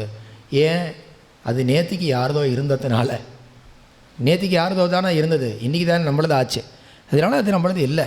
எந்த வழிக்கும் இதை எடுத்துக்கலாம்னா, பொருள் எடுத்துக்கலாமா, புஸ்தகத்தை எடுத்துக்கலாமா, பணத்தை எடுத்துக்கலாமா, சாப்பாடு எடுத்துக்கலாமா, எல்லாத்தையுமே அப்படி தான் எடுத்துக்க முடியும். இந்த ஜென்மாவில் நமக்கு மனைவி மக்கள் இருக்கிறதெல்லாம் போன ஜென்மாவில் நம்ம கூட இருந்தாலும் அடுத்த ஜென்மாவில் வரப்போகிறதா? இல்லை இந்த ஜென்மாவில் இந்த சரீரம் இருக்கே, இந்த சரீரம் போன ஜென்மாவில் இருந்ததா, அடுத்த ஜென்மாவில் வரப்போகிறதா? இல்லை இந்த ஜென்மாவில் இப்போ நமக்கிட்ட இருக்கக்கூடிய கையோ விரலோ நாளை காத்தால் நமக்கு இருக்கும்னு நமக்கு சாஸ்வதமாக சொல்ல முடியுமா? அப்போது இதிலெல்லாம் நீ அப்போ இதெல்லாம் இருந்தால் தான் ஆனந்தம்னு எடுத்துட்டேன்னா உனக்கு கடைசி வரைக்கும் ஆனந்தம்ங்கிறது ஏற்படவே ஏற்படாது. அது சாந்தியை கெடுத்துடும், அசாந்தியை தான் கொடுக்கும். மனுஷன் புறத்தில் ஆனந்தத்தை தேடிக்கொண்டு போவதற்கு காரணம், இப்போ ஏன் சார் அப்புறம் போகிறான், வெளியிலேயே தேடின ஆனந்தத்தை தேடின்னு போகிறானே ஏன் போகிறான்? அவன் உள்ளுக்குள்ளே தானே ஆனந்த ஸ்வரூபமாக இருப்பது தான். அவன் உள்ளுக்குள்ளே ஆனந்தமயமாக இருக்கான். அந்த ஆனந்தத்தை அடைஞ்சிடணும்னு வெளியில் தேடி ஓடுறான். அதனால தான் ஓடித்தே இருக்கிறான். போகிற விதம் தப்பாக ரைட்டாங்கிறது அப்புறம் பார்த்துக்கலாம். ஏன் ஓடுறான் அப்படின்னா, இவன் ஆனந்தமயமாக இருக்கிறதுனால அவன் மனுஷன் வெளியில் ஆனந்தத்தை தேடிக்கொண்டு போவதற்கு காரணமாக இருக்கிறது. இவன் உள்ளூர ஆனந்த ஸ்வரூபமாக இருப்பதாலேயே ஆனந்தத்தை எப்போது பார்த்தாலும் தேடிக்கொண்டிருக்கிறான். மாயையால் தானே ஆனந்த ஸ்வரூபம் என்பதை மறந்து விட்டிருக்கிறான்.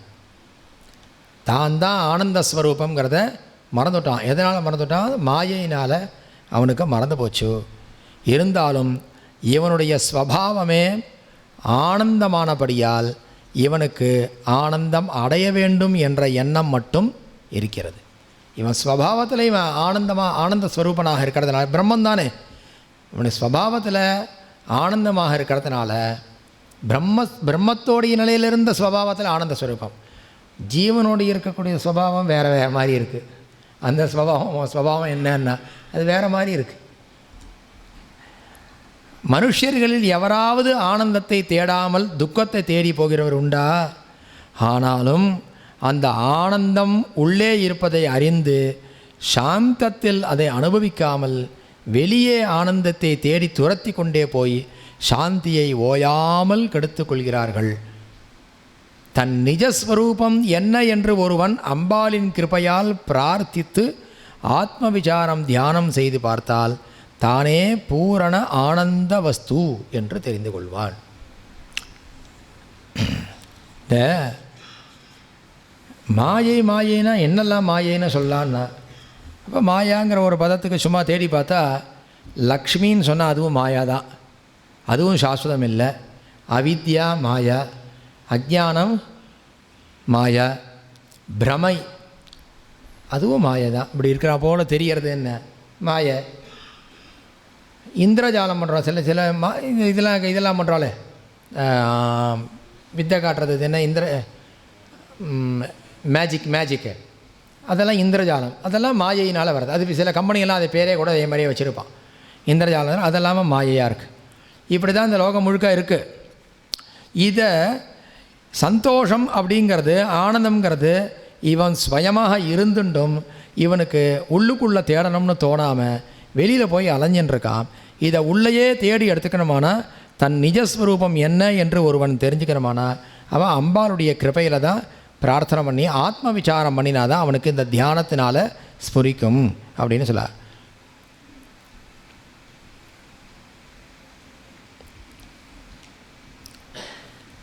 இவனுடைய இயல்பான உள் ஆனந்தம் மகாசமுத்திரம்.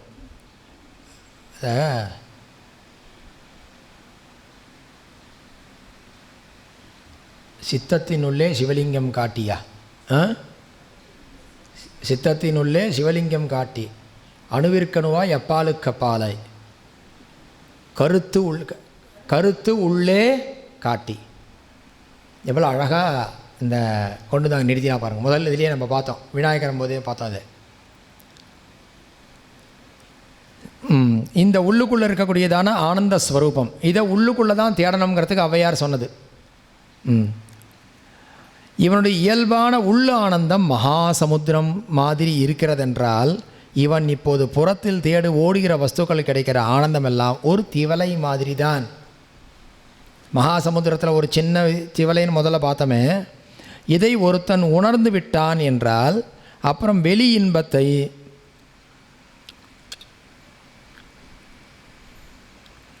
தேடவே மாட்டான். தன்னைத்தானே அனுபவித்து கொண்டு ஆனந்த சமுத்திரமாக இருப்பான். சமுத்திரம் இருக்கிற இடத்திலேயே கரையை விட்டு வராமல் இருந்தாலும் அதனிடம் நதிகள் போய் விழுகின்றன அல்லவா? அப்படியே ஆசைகள் இவனிடம் வந்து விழுந்து சமுத்திரத்தில் நதிகள் விழுந்து மறைவது போல மறைந்து போய்விடும். ரொம்ப நிதானமாக படித்தேன், இன்னொரு தடவை நிதானமாக படிக்கிறேன். அந்த வார்த்தையை அர்த்தம் சொல்லணும்னு அவசியமே இல்லை. சமுத்திரம் இருக்கிற இடத்திலேயே கரையை விட்டு வராமல் இருந்தாலும் அதனிடம் நதிகள் போய் விழுகின்றது அல்லவா. நதிகள் போய் தானாக சமுத்திரத்தானே போய் அதுவும் கதையை தாண்டி வரலை. அப்படியே ஆசைகள் இவனிடம் வந்து விழுந்து சமுத்திரத்தில் நதிகள் விழுந்து மறைவது போல், சமுத்திரத்தில் அந்த நதிகள் எப்படி விழுந்து மறைஞ்சிடுறதோ அதுபோல் மறைந்து விடும். யாருக்கிட்டக? ஞானிகள் கிட்டக. ஆபூரியமானம் அச்சல பிரதிஷ்டம் அப்படின்னு சொல்லி கீதையில் ஒரு ஸ்லோகத்தை சொல்கிறதாக இங்கே காமிக்கிறான். அந்த ஸ்லோகத்தை சொல்கிறேன். ஆபூரியமானம் அச்சல பிரதிஷ்டம் சமுத்திரமாவ பிரவிசந்தி யத்வத் தத்வத் காமாக யம் பிரவிசந்தி சர்வே சஹா சாந்திம் ஆப்னோதி ந காமகாமி அப்படின்னு கீதையில் உள்ள ஸ்லோகம் இது. ஆபூரியமானம் யத்வத் ஆபூரியமானம் அச்சல பிரதிஷ்டம், எப்படி நிறைந்த ஒரு பூர்ணமான ஜலத்தை எல்லா பக்கமும் சூழ்ந்துண்டதான, பூர்ணம்னா எல்லா பக்கமும் ஜலம் சூழ்ந்ததான அச்சல பிரதிஷ்டமாக, அச்சல பிரதிஷ்டம் சமுத்திரம், அங்கிருந்து நகரவே நகராது. சமுத்திரம் ஆபஹா பிரவிசந்தி, அந்த சமுத்திரத்தில் ஆபஹா எப்படி நதிகள் போய் சேர்கிறதோ தத்வத் அதுபோல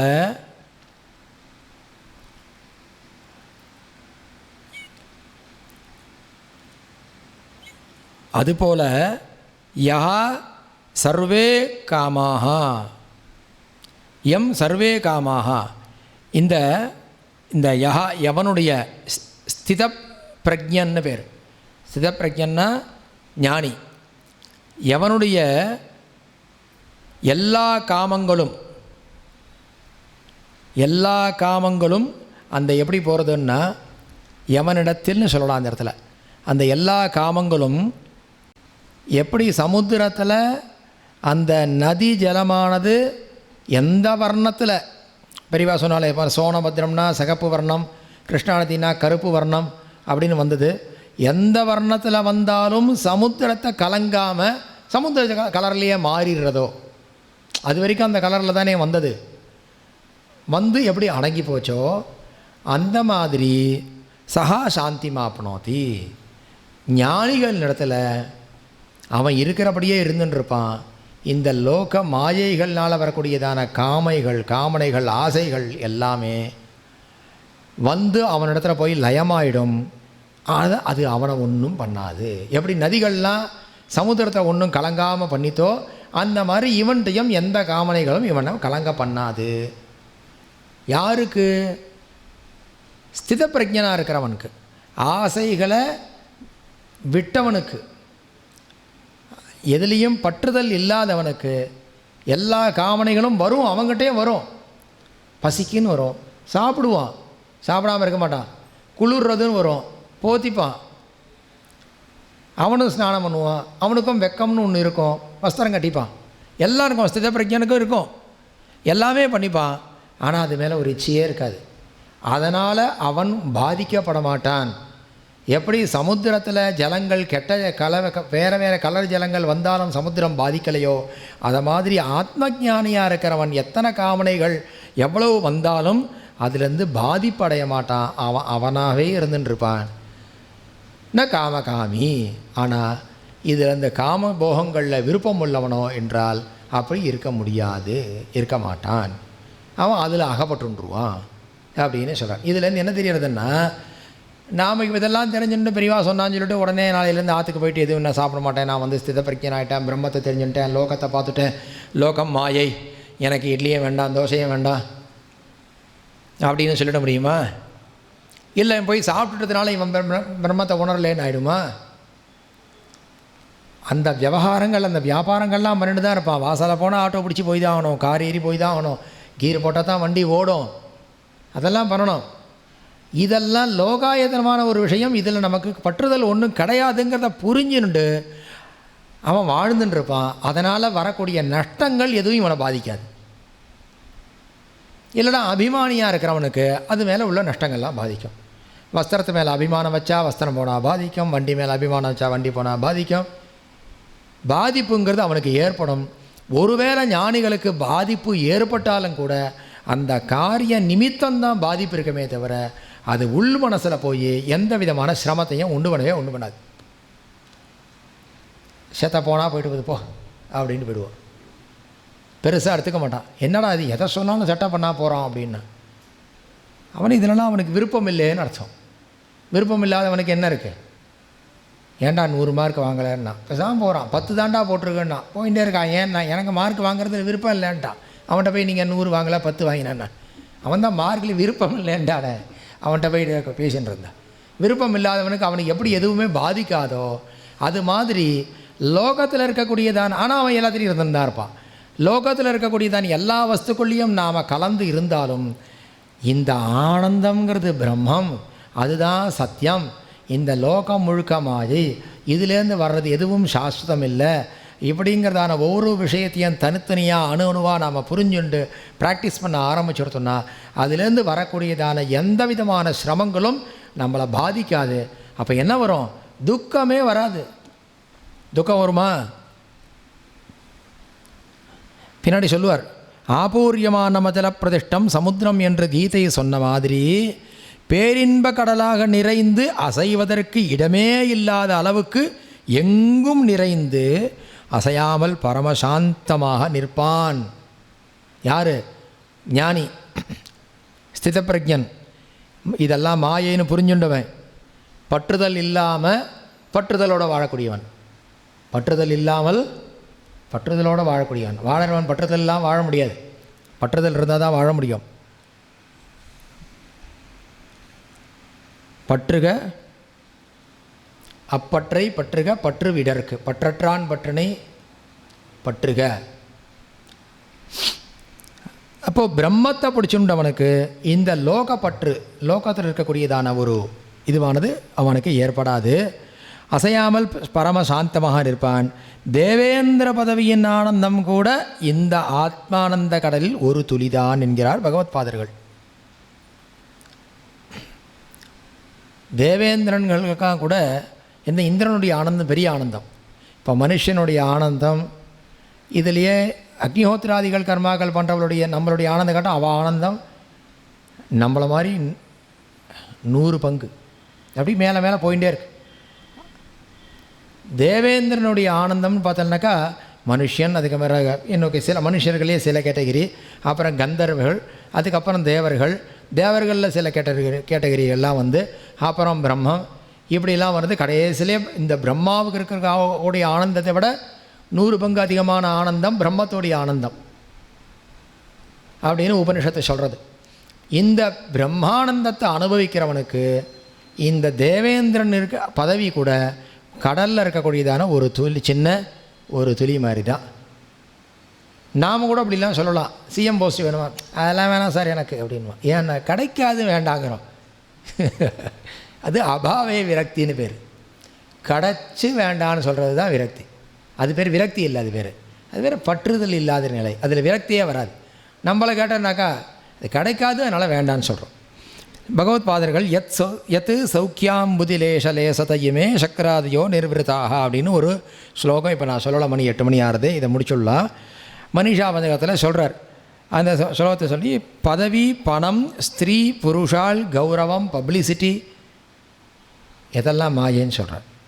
என்று இப்படி வெளியிலிருந்து நமக்கு ஆனந்தம் கிடைப்பதாக எண்ணிக்கொண்டு, பதவி மேலே ஒரு ஆனந்தம், பணத்து மேலே ஒரு ஆனந்தம், ஸ்திரீ புருஷால் பரஸ்பரம் ஒரு ஆனந்தம், நமக்கு ஒரு யசஸ் ஒரு புகழ் கிடைக்கிறதுன்னு சொன்னால் அதில் ஒரு ஆனந்தம், என்னை பற்றி கொஞ்சம் 4 பேர் சொன்னால் நன்னா இருக்கணும் அதில் ஒரு சந்தோஷம், அப்படி ஒரு ஆனந்தம், இப்படி கிடைப்பதாக எண்ணிக்கொண்டு ஓயாமல் எத்தனம் செய்வது, அத்தனையும் சமுத்திரமாக இருக்கிற நாம் அதை அறியாமல் ஒரு சொட்டு ஜலத்துக்காக தவிக்கிற மாதிரி தான். சமுத்திரமாக இருக்கிற நாம் அங்கே அண்டர்லைன் பண்ணிக்கிறோம். சமுத்திரமாக இருக்கக்கூடிய பெரிய அகண்ட சமுத்திரமே நம்ம தான். அதில் இருக்கக்கூடியதான ஒரு சின்ன தேவலைக்கு நம்ம ஆசைப்பட்டால் எப்படி இருக்கும்? ஏன்னா இது ஒன்று தானே பார்த்தலாம். அப்படிங்கிறத போல் இந்த பதவி, பணம், புகழ் இதுக்கெல்லாம் ஆசைப்படுறது எப்படி இருக்குன்னா, சமுத்திரமாக இருக்கக்கூடிய நாம் அதை அறியாமல் ஒரு சொட்டு ஜலத்துக்கு தவிக்கிற மாதிரி வெளிப்பொருள் எதுவோ கிடைக்காததால் நமக்கு குறை வந்து விட்டதாக துக்கப்படுவது தப்பு. வெளிப்பொருள் எதுவோ கிடைக்காததால் நமக்கு குறை வந்து விட்டதாக துக்கப்படுவது தப்பு, சுத்த தப்பு அப்படிங்கிறார். நமக்கு குறையே இல்லை, நமக்குள் நாமே பூரண வஸ்து, நாம் தான் அகண்ட சச்சிதானந்த ஸ்வரூபம் அப்படின்னு இருக்கும் பொழுது நமக்கு அந்நியமாக வெளியில் அப்படின்னு ஒன்று இல்லவே இல்லை. வெளி என்றே ஒன்று இல்லை. வெளியில் இருக்கிற அத்தனை ஆனந்தமும் நமக்குள்ளேயே அடக்கம். வெளி மாதிரி இருப்பதிலிருந்து தானாக எது வந்தாலும் வரட்டும், சமுத்திரம் நதிகளை அடக்கி கொள்வது போல் எல்லாவற்றையும் உள்ளே இருப்பதோடு சேர்த்து கொள்வோம். எதுவும் வரவில்லையா, அதனால் பாதகமில்லை. எங்கேயா நதி வந்து சேரலைன்னா சமுத்திரம் கட்டப்பட்டு தானே, அதுக்கு எந்த கவலையும் இல்லை. நதிக்கு எத்தனையோ உபாதை, அது சமுத்திரத்தை வந்து அடையலை. அதோடைய ஜென்ம பயன் என்ன, நதியுடைய ஜென்ம பயன் என்ன, சமுத்திரத்திலேருந்து உண்டானது மறுபடியும் சமுத்திரத்தில் வந்து அடைஞ்சால் தான் அதுக்கு ஜென்மா பூர்த்தி. அது மாதிரி பிரம்மத்திலேருந்து உண்டானதான ஜீவன் எல்லாரும் திரும்பவும் பிரம்மத்தை அடைந்தால் தான் அதுக்கு பூர்த்தி ஆறுது. அந்த காரியமானது பூர்த்தி ஆறுது. எதுக்காக ஜீவனாக பிரிஞ்சு வந்ததோ அது ஒரு காரியமான பூர்த்தி ஆறுது. இதுக்கு நடுவில் எப்படி நதிகள்லாம் அங்கங்கே காணாமல் போகிறதோ, குளங்கள்லாம் காணாமல் போகிறதோ, எப்படி வேணாலும் போகலாம்.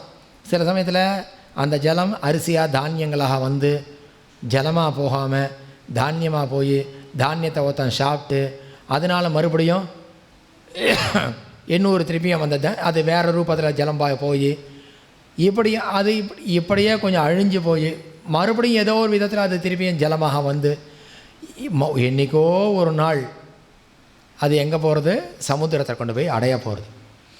எத்தனையோ சிரமங்களை தாண்டி அந்த ஜலம் சமுத்திரத்தில் அடையுது. சில ஜலமானது மழையானது கரெக்டாக நதியாக மாறி நேராக சமுத்திரத்தில் போய் சேர்ந்துடுறது.